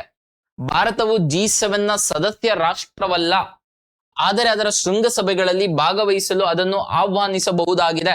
So ಜನರಲಿಸ್ಟಿಕ್ statement. ಯಾವುದೇ ಒಂದು ದೇಶವನ್ನ ನಾವು ಇನ್ವೈಟ್ ಮಾಡಬಹುದು, ಬನ್ನಿ ಅಟೆಂಡ್ ಆಗಿ ಸಮಿಟ್ ನ ಅಂತ ಹೇಳಿ. ಸೊ ಹಾಗಾಗಿ ಎರಡನೇ ಹೇಳಿಕೆ ಕೂಡ ಏನಾಗಿದೆ? ಕರೆಕ್ಟ್ ಇದೆ. ಸೊ ಮೂರನೇ ಹೇಳಿಕೆ, G7 ಎಂಬುದು ಸಾಮೂಹಿಕ ರಕ್ಷಣಾ ಕಲೆಕ್ಟಿವ್ ಡಿಫೆನ್ಸ್ ಹೊಣೆಗಾರಿಕೆಯನ್ನು ಆಧರಿಸಿದ ಒಂದು ಮಿಲಿಟರಿ ಮೈತ್ರಿ ಆಗಿದೆ. ಮಿಲಿಟರಿ ಮೈತ್ರಿ ಅಲ್ಲ. ಹಾಗಿದ್ರೆ ನ್ಯಾಟೋ ಏನು? NATO is not an economic and political cooperation. NATO is military cooperation. But G7 ಏನು? ಮಿಲಿಟರಿ ಮೈತ್ರಿ ಅಲ್ಲ. ಯಾವ್ದಿದು? Economic and political cooperation. ರಾಜಕೀಯ ಮತ್ತು ಆರ್ಥಿಕ ಅಭಿವೃದ್ಧಿಗಾಗಿ ನಾವು ಕೂಡಿ ಮಾಡಿರುವಂತಹ ಸಂಸ್ಥೆ G7. ಇದು ರಕ್ಷಣಾ ಸಂಸ್ಥೆ ಅಲ್ಲ. ಅಂದ್ರೆ ಇಟ್ ಇಸ್ ನಾಟ್ ಸಾಮೂಹಿಕ ರಕ್ಷಣಾ ಕಲೆಕ್ಟಿವ್ ಡಿಫೆನ್ಸ್ಗೋಸ್ಕರ ಮಾಡಿರುವಂತಹ ಸಂಸ್ಥೆ ಅಲ್ಲ ಯಾವುದು G7. ಬಟ್ ನ್ಯಾಟೋ ತಗೊಂಡ್ವಿ ಅಂತ ಹೇಳಿದ್ರೆ it is a military alliance. ಅದರ ಅರ್ಥ ಯಾವುದಾದ್ರೂ ಒಂದು ನ್ಯಾಟೋ ಕಂಟ್ರಿ ಮೇಲೆ ಬೇರೆ ಯಾವುದಾದ್ರೂ ಕಂಟ್ರಿ ಅಟ್ಯಾಕ್ ಮಾಡ್ತು ಅಂತ ಹೇಳಿದ್ರೆ ಇಟ್ ಮೀನ್ಸ್ ದಟ್ ಅಷ್ಟು ನ್ಯಾಟೋ ಕಂಟ್ರೀಸ್ ಮೇಲೆ ಅಟ್ಯಾಕ್ ಮಾಡಿದಂತಹ ಲೆಕ್ಕ. ಸೊ ಹಾಗಾಗಿ ಆ ರೀತಿ ಅಲ್ಲ. ಬಟ್ ಮೂರು ಸ್ಟೇಟ್ಮೆಂಟ್ ಏನಾಗುತ್ತೆ? ಮೂರು ಸ್ಟೇಟ್ಮೆಂಟ್ ಸರಿ ಅಲ್ಲ, ಬಿಕಾಸ್ ಮಿಲಿಟರಿ ಅಲೈನ್ಸ್ ಅಲ್ಲ. ಮೂರನೇದು ತಪ್ಪಾಯ್ತು ಅಂದ್ರೆ ಮೂರನೇ ತೆಗ್ದ ಹಾಕ್ದೆ. ಉಳ್ಕೊಂಡಿದ್ದು ಆಪ್ಷನ್ ಎ, ದಟ್ ಇಸ್ 1 ಮತ್ತು 2 ಮಾತ್ರ ಸರಿಯಾಗಿರುತ್ತೆ. ಸೊ ನೆಕ್ಸ್ಟ್ ಟಾಪಿಕ್ ಹೋಗ್ತಾ ಇದ್ದೀನಿ. ಇದು one more question based on this G7 it self. Okay, ನಿಮ್ಗೆ ರಿಫ್ರೆಶ್ ಅನ್ನೋದಕ್ಕಿಂತ ಈ ತರ ಅನಾಲಿಸಿಸ್ ಮಾಡ್ಲಿಕ್ಕೆ ಟ್ರೈ ಅಂದ್ರೆ ಈ ಒಂದು ಪ್ರಶ್ನೆನ ಆನ್ಸರ್ ಮಾಡ್ಲಿಕ್ಕೆ ಟ್ರೈ ಮಾಡಿ. ಇದನ್ನ ನಾನು ಟೆಲಿಗ್ರಾಮ್ ಚಾನಲ್ ಹಾಕಿರ್ತೀನಿ, ಅಲ್ಲಿ ಆನ್ಸರ್ ಮಾಡಿ. ಅಂದ್ರೆ ಈ PDF ಹಾಕಿರ್ತೀನಿ, ಅಲ್ಲಿ ಆನ್ಸರ್ ಮಾಡಿ. Regarding the G7 which of the following statement is incorrect statement ಅನ್ನ ಕೇಳಿದಾನೆ. ನೀವು ಟ್ರೈ ಮಾಡಿ ಆನ್ಸರ್ ಮಾಡೋದಕ್ಕೆ. ಯಾಕೆ ಅಂತ ಹೇಳಿದ್ರೆ ಸಮಟೈಮ್ಸ್ ಇಲ್ಲಿ ನೋಡಿರುವಂತ ಆಪ್ಷನ್ಸ್ ನೋಡಿದಾಗ ಓದಿನ ಇಲ್ವಾ ಈ ತರ ಕನ್ಫ್ಯೂಸ್ ಆಗಂತ ಚಾನ್ಸಸ್ ಇರುತ್ತೆ. ಬಟ್ ಆಲ್ಸೋ ಇನ್ಕರೆಕ್ಟ್ ಕೇಳಿ ಯಾವ್ದಾದ್ರು ಒಂದು ಸ್ಟೇಟ್ಮೆಂಟ್ ಜಸ್ಟ್ ಜನರಲಿಸ್ಟಿಕ್ ಸ್ಟೇಟ್ಮೆಂಟ್ ಹಾಕಿರ್ತಾರೆ. ಈ ಕ್ವೆಶನ್ ಅನ್ನ ಟ್ರೈ ಮಾಡಿ ಎಲ್ಲರೂ ಆನ್ಸರ್ ಮಾಡ್ಲಿಕ್ಕೆ. ಸೊ ಹಾಗಾದ್ರೆ ನೆಕ್ಸ್ಟ್ ಟಾಪಿಕ್ ಬಂದು BRICS BRICS BRICS BRICS. Because BRICS summit ಭಾರತದಲ್ಲಿ ನಡೀತಾ ಇದೆ ಸೆಪ್ಟೆಂಬರ್ ಮಂತ್ ಅಲ್ಲಿ, ಹಾಗಾಗಿ ಬ್ರಿಕ್ಸ್ ಮೇಲೆ ಕೇಳುವಂತ ಪ್ರಶ್ನೆಯನ್ನ ಕೇಳುವಂತ ಚಾನ್ಸಸ್ ಜಾಸ್ತಿ ಇರುತ್ತೆ. ಸೊ ಹಾಗಿದ್ರೆ ಬ್ರಿಕ್ಸ್ ಬಗ್ಗೆ ಗೊತ್ತಿರಬೇಕಾದಂತಹ ಫ್ಯೂ ಬೇಸಿಕ್ ಫ್ಯಾಕ್ಟ್ಸ್ ಮತ್ತು MCQ ಅನ್ನ ನೋಡೋಣ. ಸೊ ಬ್ರಿಕ್ಸ್ ಯಾವಾಗ 2006ರಲ್ಲಿ ಫಾರಿನ್ ಮಿನಿಸ್ಟೇರಿಯಲ್ ಮೀಟಿಂಗ್ ಮುಖಾಂತರ ನಾವು ಒಂದು ಒಂದು ಆರ್ಗನೈಸೇಷನ್ ಅನ್ನ ಮಾಡ್ಕೊಳ್ಳೋಣ, ಬ್ರಿಕ್ ಅಂತ ಹೇಳಿ ಒಂದು ದೇ ಡಿಸೈಡೆಡ್. ಬಟ್ 2009ರಲ್ಲಿ ಯಾವಾಗ 2009 ಇಸ್ವಿ ಕೂಡ ಗೊತ್ತಿರಬೇಕು, ನಿಮ್ಮ ಪೊಲೀಸ್ ಕಾನ್ಸ್ಟೇಬಲ್ ಅಥವಾ ಸ್ಟೇಟ್ ಸರ್ವಿಸ್ ಎಕ್ಸಾಮ್ಸ್ ಅಲ್ಲಿ ಈ ಇಸ್ವಿಗಳನ್ನ ಕೇಳುವಂತ ಚಾನ್ಸಸ್ ಜಾಸ್ತಿ ಇರುತ್ತೆ. 2009ರಲ್ಲಿ ಇದು ಬ್ರಿಕ್ ಆಗಿ ಹೊರಹೊಮ್ಮುತ್ತೆ. ದಟ್ ಇಸ್ ಫಸ್ಟ್ ಸಮಿಟ್ ಆಗುತ್ತೆ ಬ್ರಿಕ್ ಆಗಿ, ಆಯ್ತಾ. ಸೊ ಅದಾದ ನಂತರದಲ್ಲಿ 2010ರಲ್ಲಿ ಪ್ರಪೋಸಲ್ ಬರುತ್ತೆ. 2010ಕ್ಕೆ ಸೌತ್ ಆಫ್ರಿಕಾ ಸೇರ್ಕೊಳ್ಳಲ್ಲ. Each and every line important. 2010ಕ್ಕೆ ಸೇರ್ಕೊಳ್ಳಲ್ಲ. 2011ಕ್ಕೆ ಸೌತ್ ಆಫ್ರಿಕಾ ಬ್ರಿಕ್ ಸದಸ್ಯ ರಾಷ್ಟ್ರವನ್ನ ಹೊಂದಿ ಬ್ರಿಕ್ಸ್ ಆಗುತ್ತೆ. ಬ್ರಿಕ್ಸ್ ಫುಲ್ ಫಾರ್ಮ್ ಏನು ಅಂತ ಹೇಳಿದ್ರೆ ಬ್ರೆಜಿಲ್, ರಷ್ಯಾ, ಇಂಡಿಯಾ, ಚೀನಾ ಮತ್ತೆ south Africa. So each and every point where ಇಲ್ಲಿ ಹೇಳ್ತಿರುವಂತಹ ಲೈನು ವರ್ಡು ಇಂಪಾರ್ಟೆಂಟ್. ಸೊ ಹಾಗಿದ್ರೆ ಬ್ರಿಕ್ಸ್ ಯಾವ ರೀತಿ ಆರ್ಗನೈಸೇಷನ್? ಇದು ಸಹ ಎಕನಾಮಿಕ್ ಅಂಡ್ ಪೊಲಿಟಿಕಲ್ ಆರ್ಗನೈಸೇಷನ್. ಪ್ರಸ್ತುತವಾಗಿ ಬ್ರಿಕ್ಸ್ ನ ಸದಸ್ಯ ರಾಷ್ಟ್ರಗಳು ಎಷ್ಟಿದಾವೆ ಅಂದ್ರೆ 11 ಇದಾವೆ. ಸರ್ 11 ಸಹ ಗೊತ್ತಿರಬೇಕು. ಈ ಕೆಳಗಿನವುಗಳಲ್ಲಿ ಯಾವುದು ಬ್ರಿಕ್ಸ್ ನ ಸದಸ್ಯ ರಾಷ್ಟ್ರವಲ್ಲ ಅಂತ ಕೇಳ್ಬೋದು. ಹಾಗಿದ್ರೆ ಹೆಂಗ್ ಸರ್ ನೆನ್ಪಿಟ್ಕೊಳ್ಳೋದು? ಏನಾದ್ರು ನಿಮಾನಿಕ್ ಇದೆಯಾ? ಇದೆ. ಹಾಗಿದ್ರೆ ಬ್ರಿಕ್ಸ್ ಜೊತೆಗೆ every evening every evening I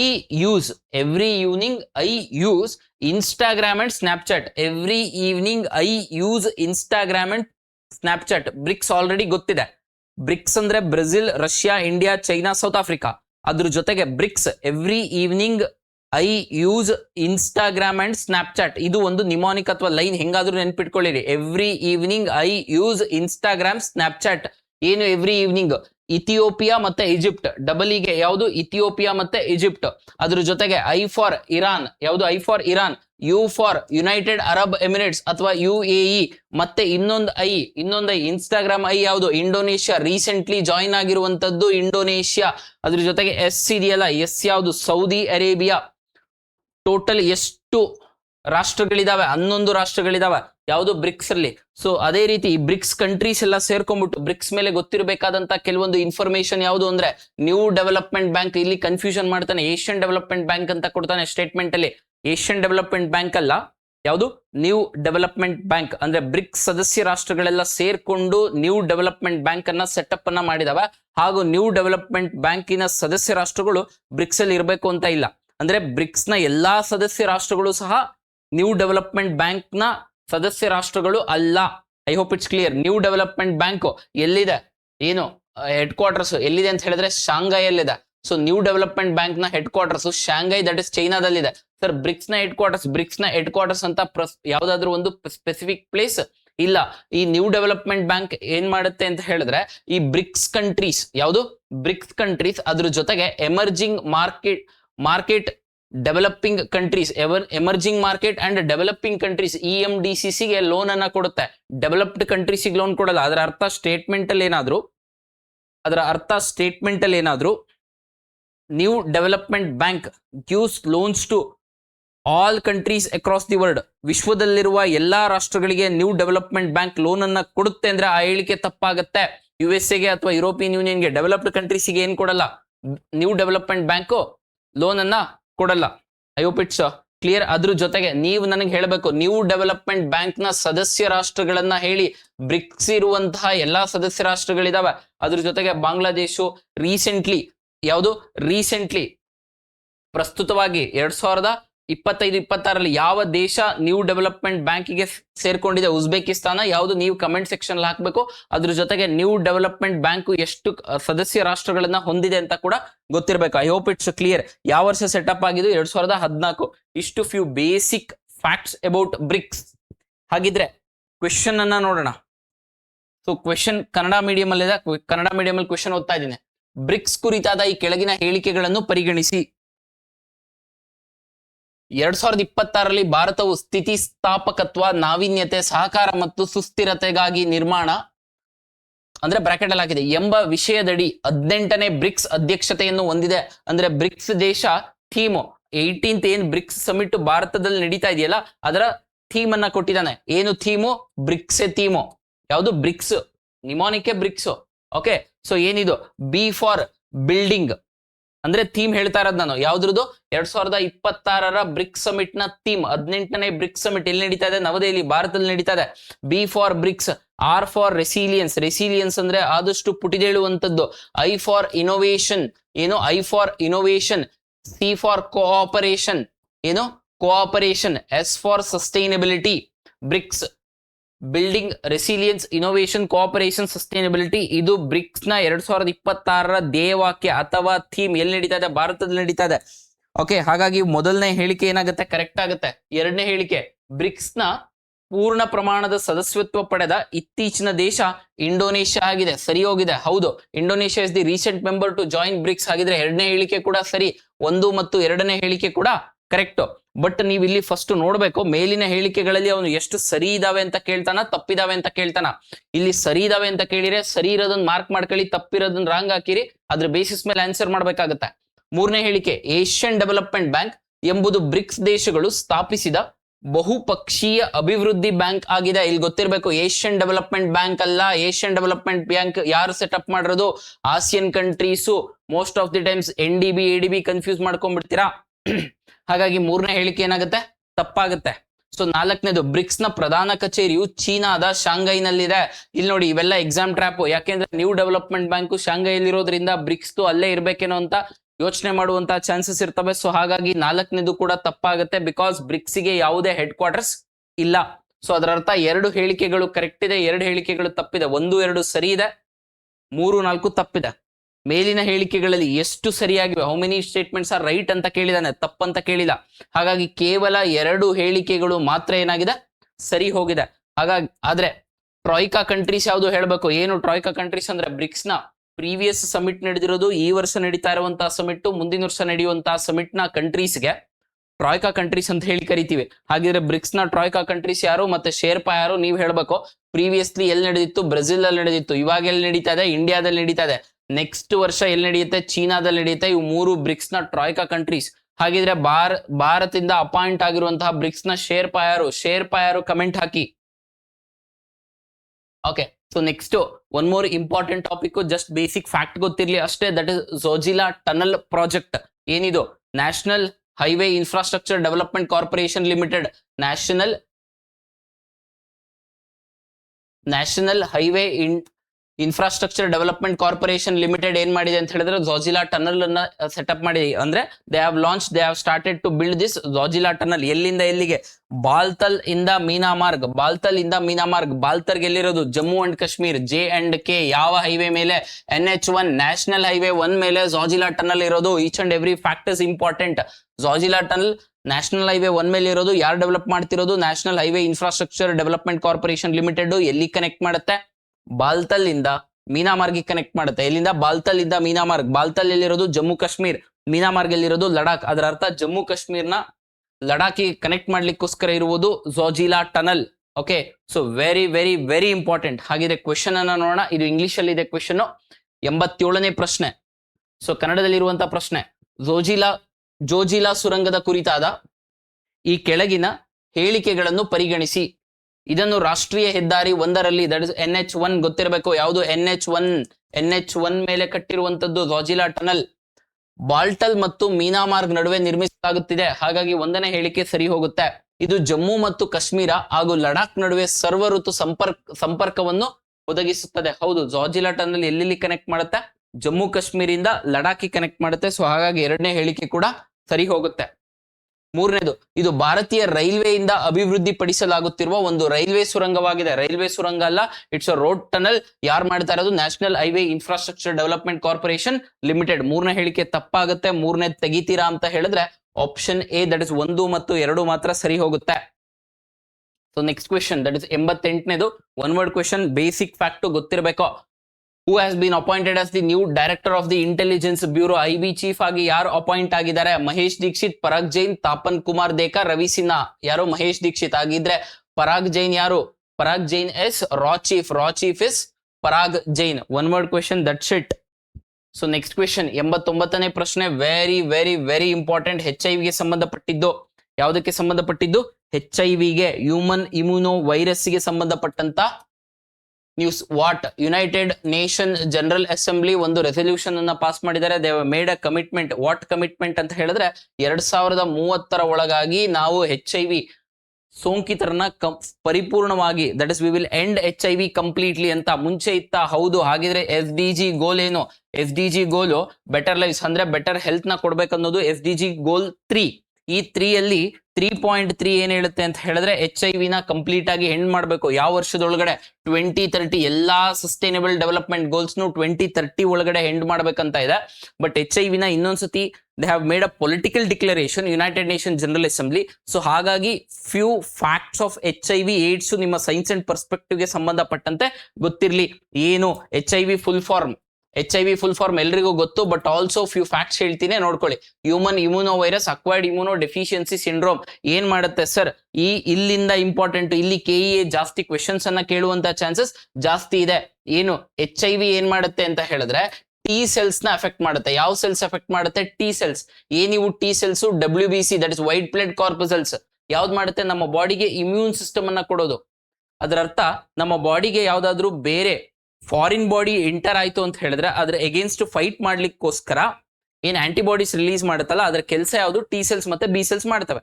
ಆ ಸೆಲ್ಸ್ ಗೆ ಅಫೆಕ್ಟ್ ಮಾಡುತ್ತೆ. ಯಾವ್ದಕ್ಕೆ? T ಸೆಲ್ಸ್ ಗೆ. ಯಾವ ವೈರಸ್? HIV virus. ಯಾಕೆ ಅಫೆಕ್ಟ್ ಮಾಡುತ್ತೆ ಅಂದ್ರೆ ಆ T cells against HIV virus ಫೈಟೇ ಮಾಡಲ್ಲ. ಸರ್ ಯಾಕೆ ಫೈಟ್ ಮಾಡಲ್ಲ ಸರ್ ಅಂತ ಹೇಳಿದ್ರೆ, ಈಗ ನಿಮ್ಮ ಮನೆಗೆ ಯಾರು ಶತ್ರುಗಳು ಬಂದ್ರು ಅಂತ ಹೇಳಿದ್ರೆ ನೀವು ಫೈಟ್ ಮಾಡ್ತೀರಾ. ಬಟ್ ನಮ್ಮ ಬಾಡಿಗೆ ಅದು ಶತ್ರು ಅಂತ ಗೊತ್ತಾಗದೇ ಇಲ್ಲ, ನಮ್ಮ ಮನೆಯಲ್ಲೇ ಇರುವಂತದ್ದು ಅಂತ ಗೊತ್ತಾಗುತ್ತೆ. ಯಾಕೆ ಅಂತ ಹೇಳಿದ್ರೆ ಈ HIV ವೈರಸ್ ಎಲ್ಲ ಇದನ್ನ ರೆಟ್ರೋ ವೈರಸ್ ಅಂತ ಹೇಳಿ ಕರಿತೀವಿ. ಎಂತ ವೈರಸ್? Retro virus. ಸರ್ ಹಾಗಿದ್ರೆ ರೆಟ್ರೋ ವೈರಸ್ ಅಂದ್ರೆ ಏನು? ರಿವರ್ಸ್ ಟ್ರಾನ್ಸ್ಕ್ರಿಪ್ಟ್ ಅನ್ನ ಮಾಡೋದು. ರಿವರ್ಸ್ ಟ್ರಾನ್ಸ್ಕ್ರಿಪ್ಟೇಸ್ ಮಾಡಿ DNA ಫಾರ್ಮ್ ಆಯ್ತು ಅಂತ ಹೇಳಿದ್ರೆ ಅದು ರೆಟ್ರೋ ವೈರಸ್. ಸರ್ ಹಾಗಿದ್ರೆ ಏನದು? ಒಂದು ಸ್ವಲ್ಪ ಡೀಟೇಲ್ ಆಗಿ ಎಕ್ಸ್ಪ್ಲೇನ್ ಮಾಡಿ ಅಂತ ಹೇಳಿದ್ರೆ, ನಮ್ಮ ಬಾಡಿಯಲ್ಲಿ ಪ್ರೋಟೀನ್, ನಮ್ಮ ಬಾಡಿಯಲ್ಲಿ ಮೈನ್ಯೂಟ್ ಪಾರ್ಟಿಕಲ್ ಯಾವುದು ಅಂದ್ರೆ ಪ್ರೋಟೀನ್. ಸಪರೇಟ್ ಆಗಿ ಸೈನ್ಸ್ ಮಾಡಿ ಹೇಳ್ಕೊಡೋಣ.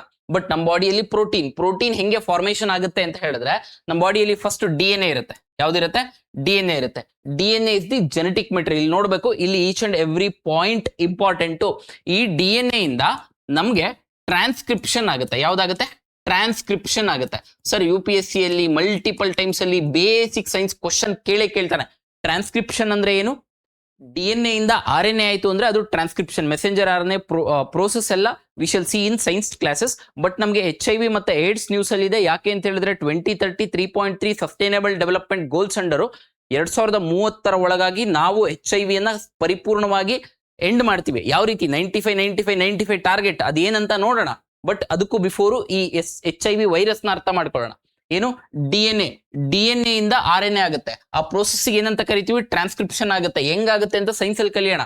ಈ RNA ಇಂದ ಟ್ರಾನ್ಸ್ಲೇಷನ್ ಆಗುತ್ತೆ. ಟ್ರಾನ್ಸ್ಕ್ರಿಪ್ಷನ್ ಅಂದ್ರೆ ಏನು? ಟ್ರಾನ್ಸ್ಲೇಷನ್ ಅಂದ್ರೆ ಏನಂತ ವರ್ಡ್ ಗೊತ್ತಿದ್ರೆ ಸಾಕು.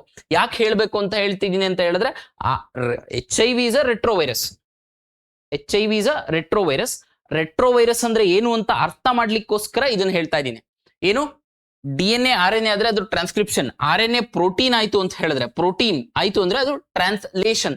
ಬಟ್ ನಮ್ಮ ಈ ರೆಟ್ರೋ ವೈರಸ್ ಅಲ್ಲಿ ಜೆನೆಟಿಕ್ ಮೆಟೀರಿಯಲ್ DNA ಇರಲ್ಲ. ಯಾವ್ದಿರುತ್ತೆ?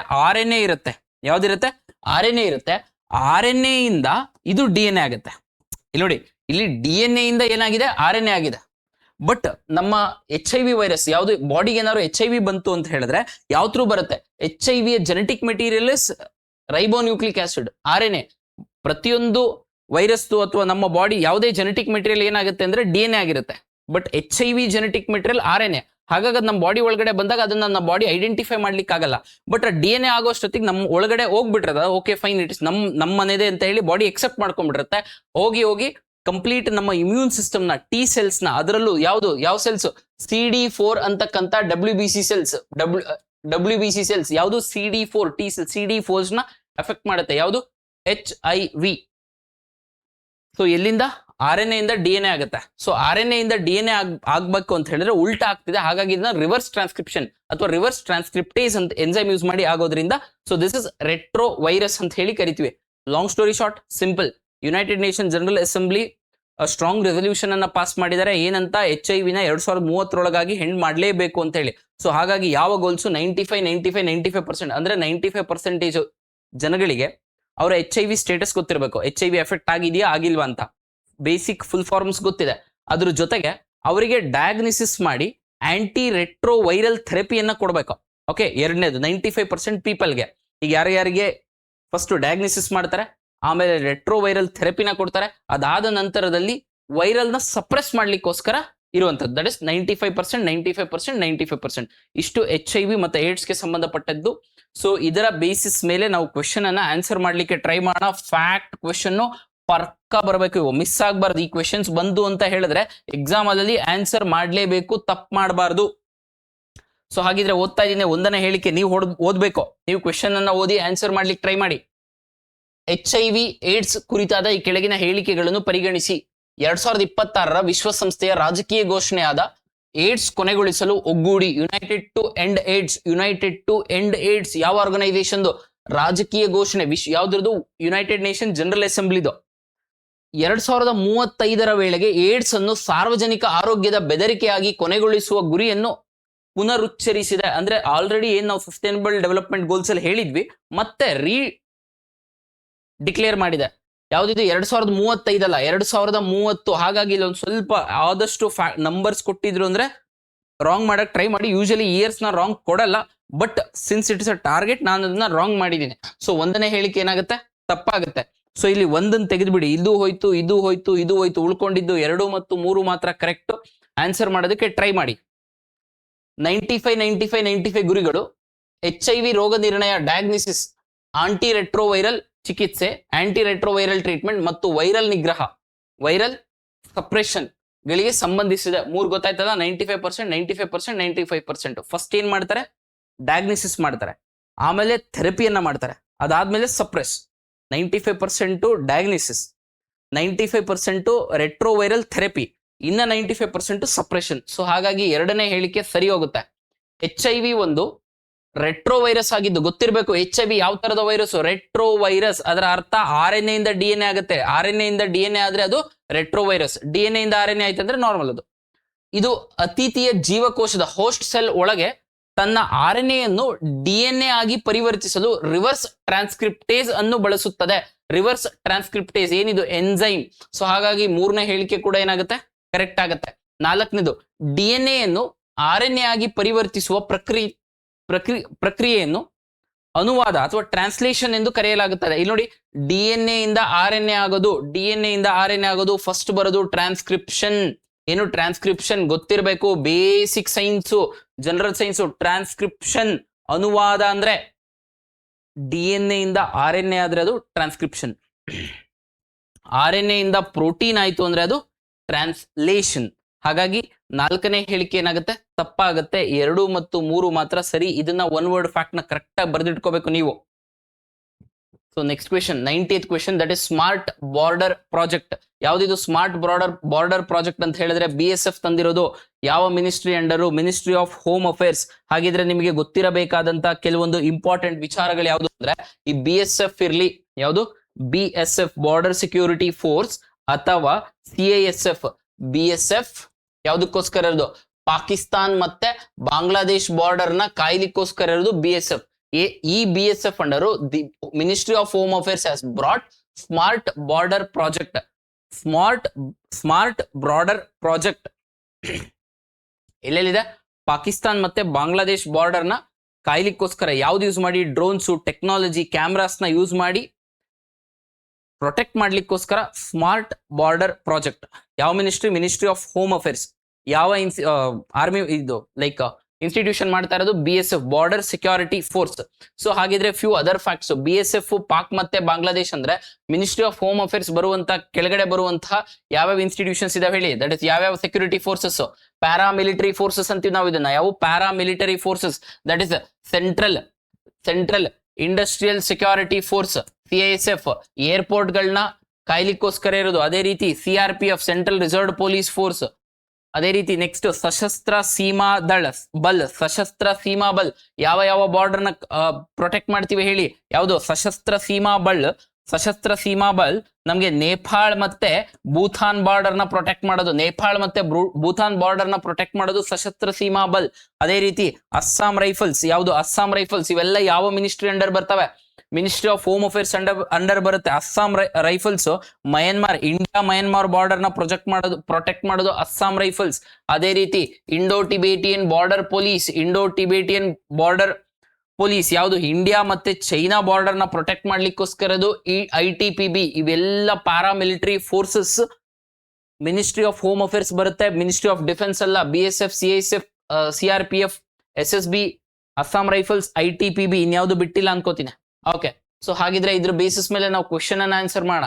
ಇಂಗ್ಲಿಷ್ ಮೀಡಿಯಂ ಅಲ್ಲಿ ಇದೆ ಕ್ವಶನ್, ಕನ್ನಡ ಮೀಡಿಯಂ ಅಲ್ಲಿ ಕ್ವಶನ್ ಅನ್ನ ನೋಡೋಣ. ಓಕೆ, ಭಾರತದ ಸ್ಮಾರ್ಟ್ ಬಾರ್ಡರ್ ಯೋಜನೆಯು ಕುರಿತಾದ ಈ ಕೆಳಗಿನ ಹೇಳಿಕೆಗಳನ್ನು ಪರಿಗಣಿಸಿ. ಇದನ್ನು ರಕ್ಷಣಾ ಸಚಿವಾಲಯ ಜಾರಿಗೊಳಿಸುತ್ತದೆ.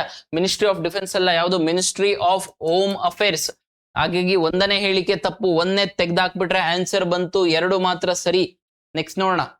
ಇದು ಡ್ರೋನ್ಗಳು, ರಡಾರ್ಗಳು, ಸಂವೇದಕಗಳು ಮತ್ತು ಆಧುನಿಕ ಕಣ್ಗಾವಲು ಕ್ಯಾಮರಾಗಳಂತಹ ತಂತ್ರಜ್ಞಾನಗಳನ್ನು ಬಳಸಿಕೊಳ್ಳುತ್ತದೆ. ಅಂದ್ರೆ ಮಾಡರ್ನ್ ಟೆಕ್ನಾಲಜೀಸ್ ನ ಯೂಸ್ ಮಾಡಿ ಪ್ರೊಟೆಕ್ಟ್ ಮಾಡುತ್ತೆ ಬಾರ್ಡರ್ ನ. ಯಾವ ಬಾರ್ಡರ್? ಪಾಕಿಸ್ತಾನ್ ಮತ್ತೆ ಬಾಂಗ್ಲಾದೇಶ್ ಬಾರ್ಡರ್ ನ.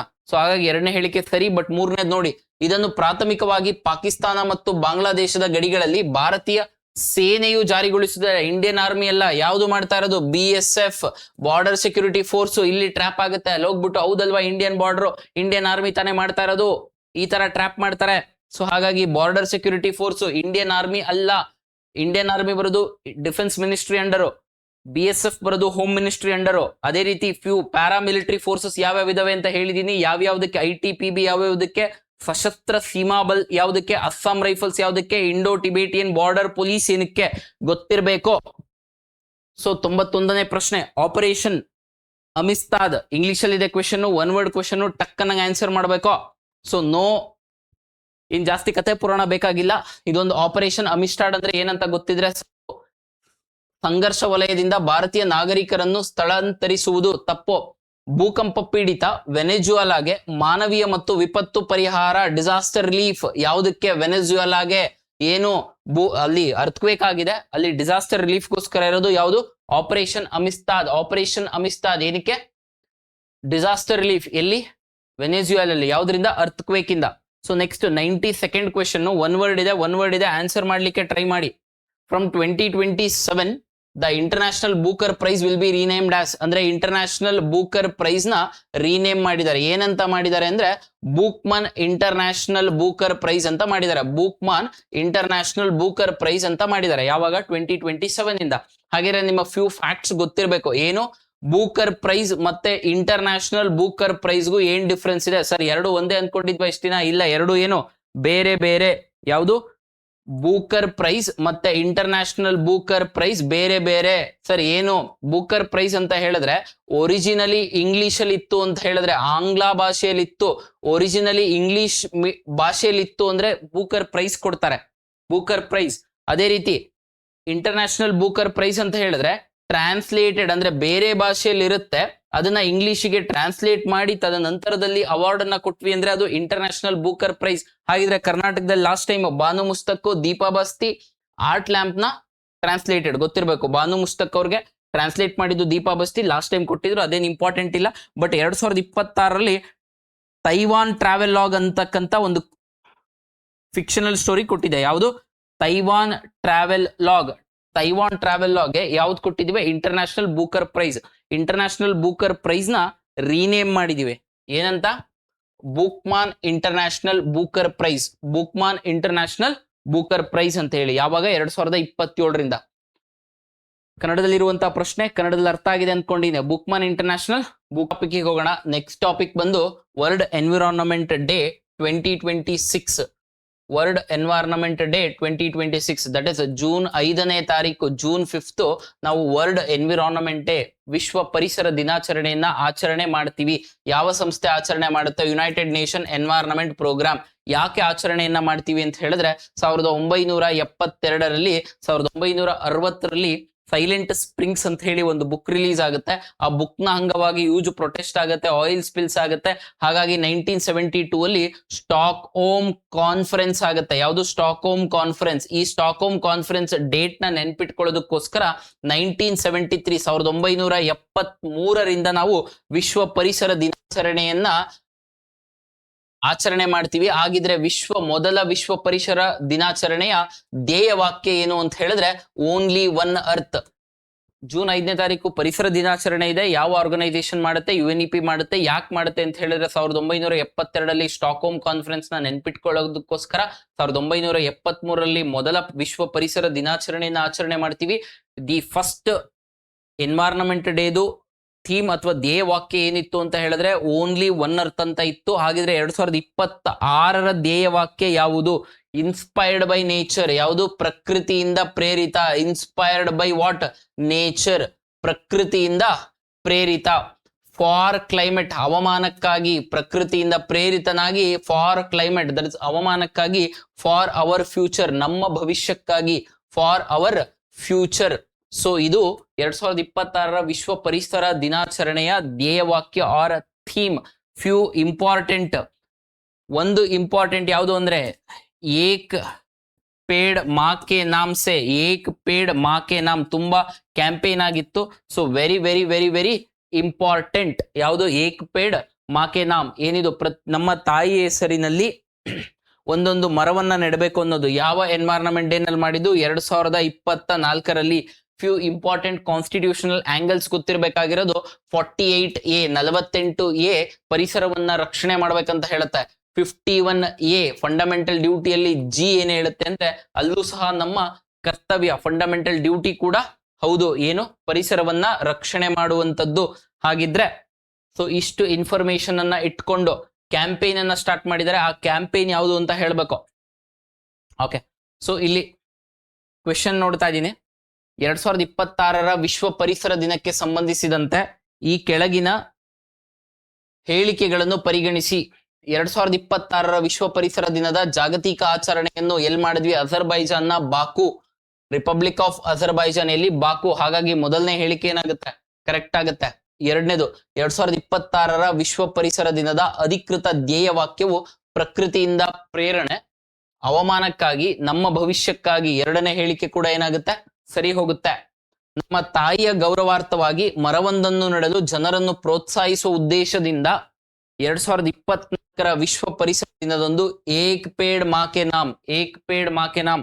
ಅದೇ ರೀತಿ ಮಿಷನ್ ಲೈಫ್ ಅನ್ನ ಮಾಡಿದೀವಿ. ಯಾವುದು? Mission life.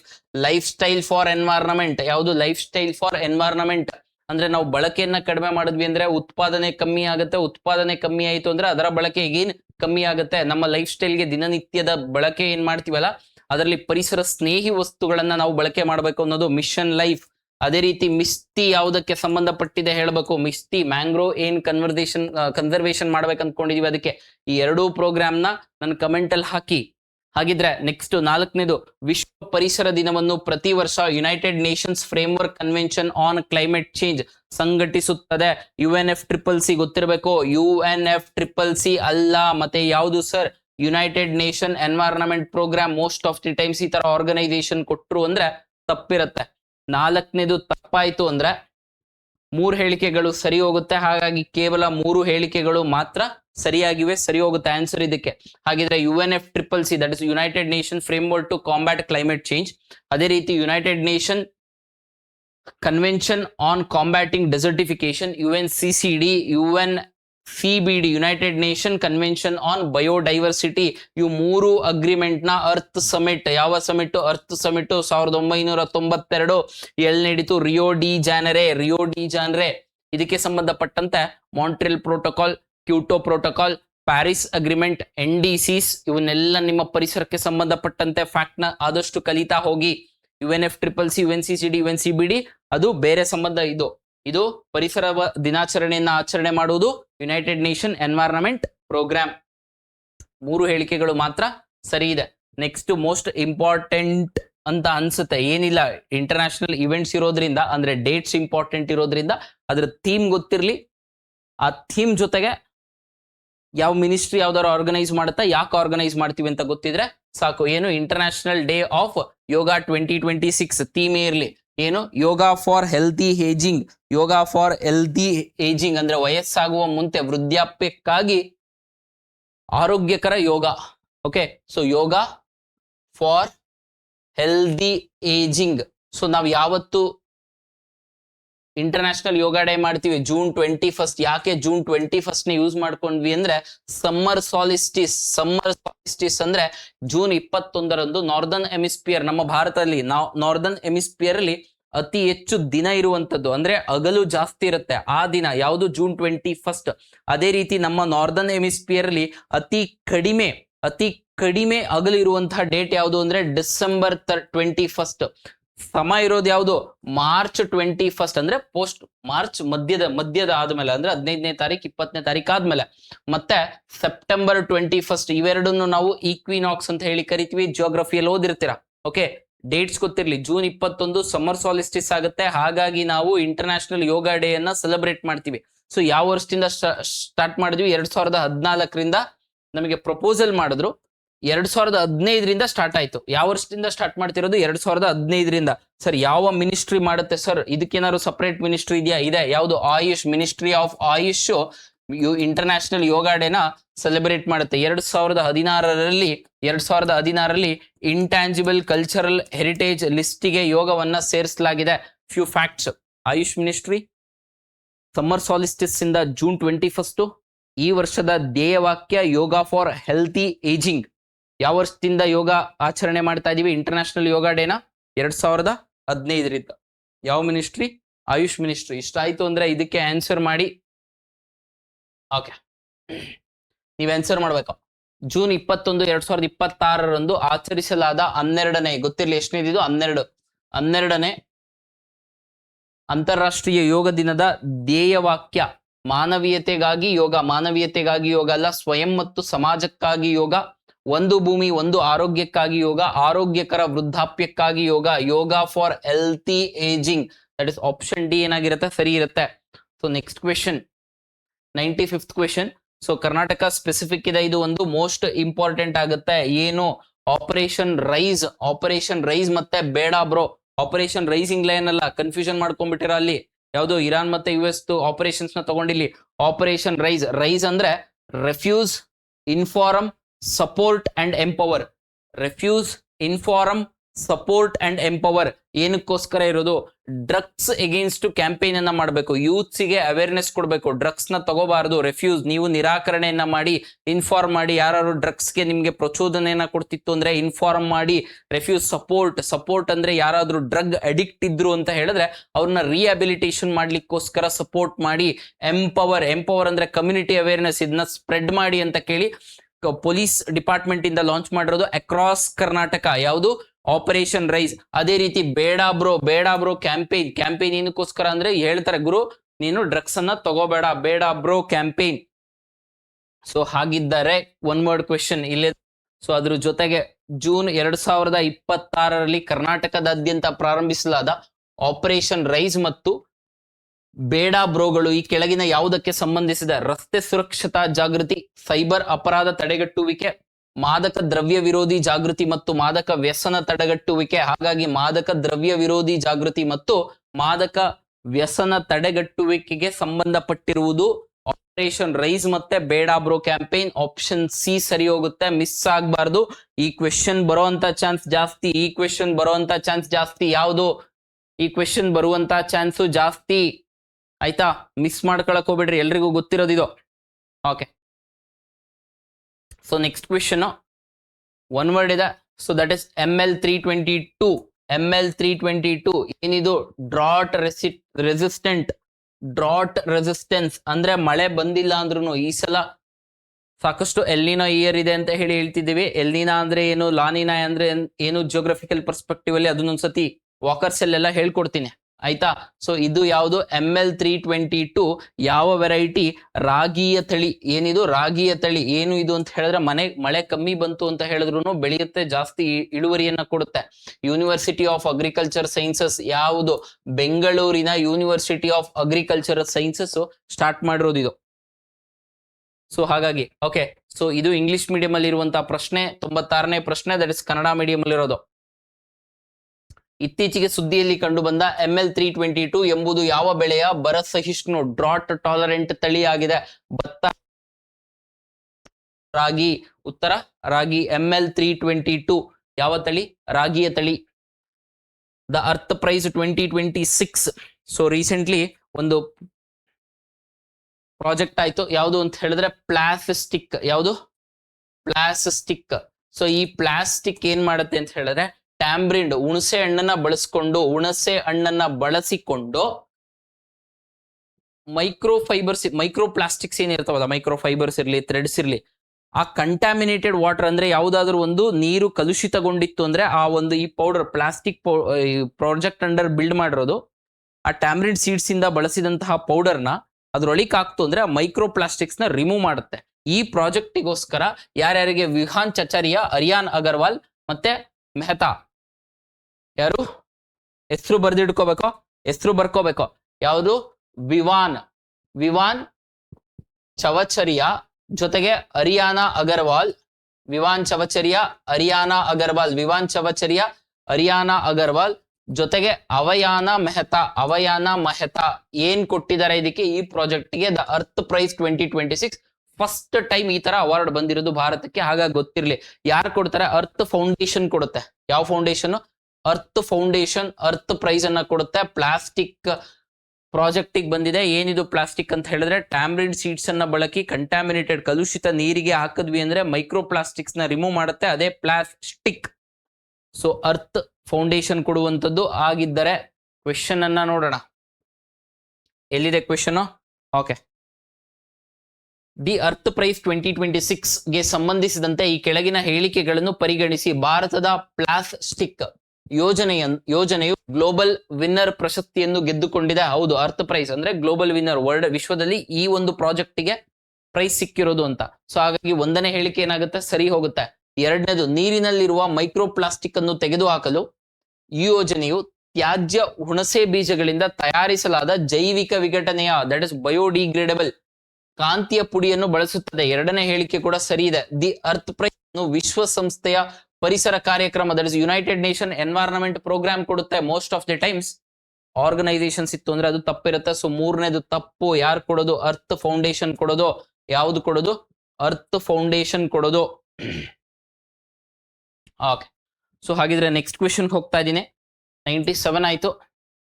98th question English ಅಲ್ಲಿದೆ, ಕನ್ನಡದಲ್ಲಿ ಅವಶ್ಯಕತೆ ಇಲ್ಲ, ಏನಿಲ್ಲ, simple. Who became the first Indian to win Norway Chess title 2026? Norway Chess title 2026 ನ ಯಾರಿಗೆ ಕೊಟ್ಟಿದ್ದಾರೆ? D Gukesh, R Praggnanandhaa, Arjun Erigaisi, Viswanathan Anand. ಯಾರಿಗೆ? ಆರ್ ಪ್ರಜ್ಞಾನಂದ ಅವ್ರಿಗೆ. ಇವ್ರನ್ನ ಗ್ರ್ಯಾಂಡ್ ಮಾಸ್ಟರ್ ಅಂತ ಕೂಡ ಕರಿತೀವಿ. ಸೊ ಯಂಗೆಸ್ಟ್ ಗ್ರ್ಯಾಂಡ್ ಮಾಸ್ಟರ್ ಯಾರು? R Praggnanandhaa. Okay, next 99th question. Which of the following pairs is correctly match regarding the ICC women's T20 world Cup ನಡೀತು 2026 ಅಲ್ಲಿ. ಎಲ್ಲಿ ನಡೀತು? ಇಂಗ್ಲೆಂಡ್ ಮತ್ತೆ ವೇಲ್ಸ್ ಅಲ್ಲಿ ನಡೀತು. ಎಲ್ಲಿ? England and Wales. ಟೋಟಲ್ ಎಷ್ಟು ಟೀಮ್ಸ್ ಇದ್ವು? ಯಾವ ಬೇಸಿಕ್ ಫ್ಯಾಕ್ಟ್ಸ್? 12 ಟೀಮ್ಸ್ ಇದ್ವು, 33 ಮ್ಯಾಚ್ ಆಯ್ತು. 12 ಟೀಮ್ಸ್ ಇದ್ವು, 33 ಮ್ಯಾಚ್ ಆಯ್ತು. World T20 women's T20 world cup ಗೊತ್ತಿರಬೇಕು. ಸೊ ಹಾಗಾಗಿ ಮೋಸ್ಟ್ ಇಂಪಾರ್ಟೆಂಟ್, ಕೇಳುವಂತ ಚಾನ್ಸಸ್ ಜಾಸ್ತಿ ಇರುತ್ತೆ. ಸೊ ವಿನ್ನರ್ ಯಾರು? Australia is the winner. ಎಷ್ಟು ಸಲ ವಿನ್ ಆಗಿದ್ದಾರೆ? 7 ಟೈಮ್ಸ್ ವಿನ್ ಆಗಿದ್ದಾರೆ. ರನ್ನರ್ ಅಪ್ ಯಾರು? England is the runner up. ಯಾರು? England is the runner up. ಇನ್ನ ಮ್ಯಾನ್ ಆಫ್ ದಿ ಮ್ಯಾಚ್ ಮತ್ತೆ ಸೀರೀಸ್ ಯಾರಿಗೆ ಕೊಟ್ರು? ಬೇತ್ ಮೂನಿಗೆ ಕೊಟ್ರು. ಬೇತ್ ಮೂನಿ ವಿಮೆನ್. ಸೊ ಯಾರು ಇವರು? ಆಸ್ಟ್ರೇಲಿಯಾದವರು. Man of the match, man of the series ಎರಡನ್ನೂ ಸಹ ಬೇತ್ ಮೂನಿ ಅವರಿಗೆ ಕೊಟ್ಟಿರೋದು. ಹಾಗಿದ್ರೆ ಸೋಫಿಯಾ, ಆಸ್ಟ್ರೇಲಿಯಾ ತಂಡದ ಕ್ಯಾಪ್ಟನ್ ಯಾರು ಅಂತ ಹೇಳಿದ್ರೆ Sophia Molineux is the captain of Australia. ಅದೇ ರೀತಿ ಸ್ಕೇವಿಯರ್ ಬ್ರಂಟ್ ಇಂಗ್ಲೆಂಡಿನ captain, England women's cricket team ನ ಕ್ಯಾಪ್ಟನ್. ಅದೇ ರೀತಿ ಭಾರತದ ವಿಮೆನ್ ಕ್ರಿಕೆಟ್ ಟೀಮ್ ನ ಕ್ಯಾಪ್ಟನ್ ಯಾರು? ಹರ್ಮನ್ ಪ್ರೀತ್ ಕೌರ್. ಇದು ಮಹಿಳಾ ವಿಶ್ವಕಪ್ T20 ವಿಶ್ವಕಪ್ಗೆ ಸಂಬಂಧಪಟ್ಟಿದ್ದು. T20 ಅಂದ್ರೆ 20. ಯಾರು ವಿನ್ನರು? ಆಸ್ಟ್ರೇಲಿಯಾ. ರನ್ನರ್ ಅಪ್ ಯಾರು? ಇಂಗ್ಲೆಂಡ್. ಎಲ್ಲಿ ನಡೀತು? ಇಂಗ್ಲೆಂಡ್ ಅಂಡ್ ವೇಲ್ಸ್ ಅಲ್ಲಿ. ಎಷ್ಟು ಟೀಮ್ಸ್ ಇದ್ದು? 12 ಟೀಮ್ಸ್ ಇದ್ದು. ಎಷ್ಟು ಮ್ಯಾಚ್ ಆಯ್ತು? 33 ಮ್ಯಾಚ್ ಆಯ್ತು. ಫೈನಲ್ ಎಲ್ಲಿ ನಡೀತು? ಲಾರ್ಡ್ಸ್ ಅಲ್ಲಿ ನಡೀತು. ಲಾರ್ಡ್ಸ್ ಎಲ್ಲಿರೋದು? ಲಂಡನ್. ಲಾರ್ಡ್ಸ್ ಕ್ರಿಕೆಟ್ ಗ್ರೌಂಡ್ ಎಲ್ಲಿರೋದು ಅಂದ್ರೆ ಲಂಡನ್. ಭಾರತದ ಲಾರ್ಡ್ಸ್ ಅಂತ ಯಾವ್ದು ಕರಿತೀವಿ? ಕೋಲ್ಕತ್ತಾದ ಇಡನ್ ಗಾರ್ಡನ್ಸ್, ಗೊತ್ತಿರ್ಲಿ ಇವು. ಸೊ ಇಂಗ್ಲೆಂಡ್, ಹರ್ಮನ್ಪ್ರೀತ್ ಕೌರ್ ಜೊತೆಗೆ Sophia Molineux is the captain of Australian cricket team and Brunt ಯಾವ ಈ ಕ್ಯಾಪ್ಟನ್? ಇಂಗ್ಲೆಂಡಿನ ಕ್ಯಾಪ್ಟನ್. ಯಾರಿಗೆ ಕೊಟ್ರು? Beth Mooney man of the match ಮತ್ತೆ ಮ್ಯಾನ್ ಆಫ್ ದಿ ಸೀರೀಸ್ ಅನ್ನ ಕೊಟ್ರು. ಭಾರತದ ಕ್ಯಾಪ್ಟನ್ ಯಾರು? ಹರ್ಮನ್ಪ್ರೀತ್ ಕೌರ್ ಅವರು. The second orbit recently released as a memoir was written by which Indian astronaut? Second orbit, the second orbit ಅಂತ ಹೇಳಿ ಒಂದು ಕೃತಿಯನ್ನ ರಿಲೀಸ್ ಮಾಡ್ತಾರೆ. ಯಾರು? ಶುಭಾಂಶು ಶುಕ್ಲಾ ಅವರು ರಿಲೀಸ್ ಮಾಡಿರೋದು. So Shubhanshu Shukla is very very very important. ಇವರ ರಿಲೇಟೆಡ್ ಆಗಿ ಏನೇ ಬಂತು ಅಂತ ಹೇಳಿದ್ರು ಎಕ್ಸಾಮ್ ಅಲ್ಲಿ ಕ್ವಶನ್ ಕೇಳುವಂತ ಚಾನ್ಸಸ್ ಜಾಸ್ತಿ ಇರುತ್ತೆ. ಆಕ್ಸಿಯಂ 4 ಮಿಷನ್ ಕಂಡಕ್ಟ್ ಮಾಡಿದ್ರು ಇವರು, ಆಕ್ಸಿಯಂ 4 ಮಿಷನ್. ಸೊ ಆ ನಿಟ್ಟಿನಲ್ಲಿ ರಿಪಬ್ಲಿಕ್ ಡೇ ಅಂಗವಾಗಿ ಇವ್ರಿಗೆ ಅಶೋಕ ಚಕ್ರ ಅವಾರ್ಡ್ ಅನ್ನ ಕೊಟ್ಟಿದ್ರು. ಗೊತ್ತಿರ್ಲಿ ಯಾವ ಅವಾರ್ಡ್? ಅಶೋಕ ಚಕ್ರ ಅವಾರ್ಡ್. ಪದ್ಮಭೂಷಣ ಪದ್ಮವಿಭೂಷಣ ಅಲ್ಲ, ಅಶೋಕ ಚಕ್ರ ಅವಾರ್ಡ್ ಅನ್ನ ಶುಭಾಂಶು ಶುಕ್ಲಾ ಅವರಿಗೆ ಆಕ್ಸಿಯಂ 4 ಮಿಷನ್ ಕೊಟ್ಟಿದ್ರು. ಆಕ್ಸಿಯಂ 4 ಮಿಷನ್ ಯಾವ ಇದ್ರದ್ದು? ಸ್ಪೇಸ್ ಎಕ್ಸ್ ಮತ್ತೆ ನಾಸಾ ಇವೆರಡೂ ಆರ್ಗನೈಸೇಷನ್ ಸೇರಿ ಆಕ್ಸಿಯಂ 4 ಮಿಷನ್ ಅನ್ನ ಕಂಡಕ್ಟ್ ಮಾಡಿದ್ದು. ಏನಕ್ಕೋಸ್ಕರ? ಇಂಟರ್ನ್ಯಾಷನಲ್ ಸ್ಪೇಸ್ ಸ್ಟೇಷನ್ ಹೋಗಕ್ಕೋಸ್ಕರ. ಯಾವ ಸ್ಟೇಷನ್ಗೆ? International space station. ಏನಿದು? ಈ ಮೈಕ್ರೋಗ್ರಾವಿಟಿಯನ್ನ ಸ್ಟಡಿ ಮಾಡ್ಲಿಕ್ಕೋಸ್ಕರ ಅದು ಇಂಟರ್ನ್ಯಾಷನಲ್ ಸ್ಪೇಸ್ ಸ್ಟೇಷನ್. ಅಂದ್ರೆ ಮೇಲ್ಗಡೆ ಒಂದು ಸ್ಟೇಷನ್ ತರ ಇರುತ್ತೆ. ಸೊ ಹಾಗಿದ್ರೆ ಇಂಟರ್ನ್ಯಾಷನಲ್ ಸ್ಪೇಸ್ ಸ್ಟೇಷನ್ ಯಾವ ಯಾವ ರಾಷ್ಟ್ರಗಳದ್ದು ಅಂತ ಹೇಳಿದ್ರೆ 5 ರಾಷ್ಟ್ರಗಳು ಗೊತ್ತಿರಬೇಕು. ಕೆಳಗಡೆ ಆಪ್ಷನ್ಸ್ ಅಲ್ಲಿ ಕೊಡ್ತಾನೆ ಸ್ಟೇಟ್ಮೆಂಟ್ ಅಲ್ಲಿ. ಒಂದು ನಾಸಾ, ಅದ್ರ ಜೊತೆಗೆ Canadian space agency, European space agency, Roscosmos. ಯಾವ್ದ್ರದ್ದು? ರಾಸ್ಕಾಸ್ಮಸ್ ರಷ್ಯಾ ದೇಶದ್ದು. ಅದೇ ರೀತಿ CSA ನಾಸಾ ಮತ್ತೆ JAXA Japan aerospace exploration agency. ಈ 5 ರಾಷ್ಟ್ರಗಳು ಸೇರಿ, ಈ 5 ಸ್ಪೇಸ್ ಏಜೆನ್ಸಿಗಳು ಸೇರಿ ಇಂಟರ್ನ್ಯಾಷನಲ್ ಸ್ಪೇಸ್ ಸ್ಟೇಷನ್ ಅನ್ನ ಬಿಲ್ಡ್ ಮಾಡಿದವ. ಅಲ್ಲಿಗೆ ಹೋಗ್ಬೇಕಾಗಿದ್ದು ಆಕ್ಸಿಯಂ 4 ಮಿಷನ್, ನಾಸಾ ಮತ್ತೆ ಸ್ಪೇಸ್ ಎಕ್ಸ್ ನ ಫಾಲ್ಕನ್ 9 ಅಂತಕ್ಕಂಥದ್ರಲ್ಲಿ ನಾವು ಈ ಆಕ್ಸಿಯಂ 4 ಮಿಷನ್ ಕಂಡಕ್ಟ್ ಮಾಡಿದ್ವಿ. ಶುಭಾಂಶು ಶುಕ್ಲಾ ಅವರು ಅಶೋಕ ಚಕ್ರ ಅವಾರ್ಡ್ ಅನ್ನ ಕೊಟ್ಟಿದ್ದಾರೆ 26 ರಿಪಬ್ಲಿಕ್ ಡೇ ಅಂದು 2026ರಲ್ಲಿ. ಇವರ ಒಂದು ಕೃತಿ ದಿ ಸೆಕೆಂಡ್ ಆರ್ಬಿಟ್ ಬರ್ದಿರೋರು ಯಾರು? ಶುಭಾಂಶು ಶುಕ್ಲಾ. ಇಷ್ಟು ಫ್ಯಾಕ್ಟ್ಸು. ಸೊ ಇಲ್ಲಿಗೆ 100 ಕ್ವೆಶನ್ಸ್ ಆಯ್ತು. ಇನ್ನ ಆದಷ್ಟು ಬೇಗ ನಿಮ್ಮ ಬಡ್ಜೆಟ್, ಯೂನಿಯನ್ ಬಡ್ಜೆಟ್ ಮತ್ತೆ ಇನ್ನುಳಿದ ಕರೆಂಟ್ ಅಫೇರ್ಸ್ ಅಂದ್ರೆ ಮಾರ್ಚ್ ಏಪ್ರಿಲ್ ಮೇ ಮಂತ್ದು ಆಲ್ಮೋಸ್ಟ್ ಇಲ್ಲಿ ಜೂನ್ ಮುಗಿಯುತ್ತೆ. ಇಷ್ಟು ಜೂನು ನಿಮ್ ಮ್ಯಾಗ್ಝಿನ್ ಎತ್ಕೊಳ್ಳಿ. ಇದು ನನಗೆ ಇಂಪಾರ್ಟೆಂಟ್ ಅಂತ ಅನ್ಸಿದ್ದು. ಇದ್ರ ಬಿಹಾಂಡ್ ಜೂನ್ ಅಲ್ಲಿ ಅಷ್ಟು ಇಂಪಾರ್ಟೆಂಟ್ ಅಂತ ಅನ್ಸಿಲ್ಲ. ಇನ್ನೊಂದ್ಸತಿ ನಾನು ಎಲ್ಲ PIB ಮತ್ತೆ ನ್ಯೂಸ್ ಪೇಪರ್ನ ಒಂದ್ಸತಿ ಗ್ಲಾನ್ಸ್ ಮಾಡ್ತೀನಿ. 1ನೇ ತಾರೀಕಿಂದ 30ನೇ ತಾರೀಕುವರೆಗೂ ಜೂನ್ ಅಲ್ಲಿ. ಇಷ್ಟು ಸಾಕು. I hope you have enjoyed. ಆದಷ್ಟು ಬೇಗ ಇನ್ನ 10 ಡೇಸ್ ನಿಮ್ಗೋಸ್ಕರನೇ ಕೊಡ್ತೀನಿ. ಸ್ವಲ್ಪ ಆಫ್ಲೈನ್ ಕ್ಲಾಸಸ್ ಇತ್ತು, ಹಾಗಾಗಿ ಸ್ವಲ್ಪ ಬಿಸಿ ಇತ್ತೆ. So we shall meet in the next session. Thank you.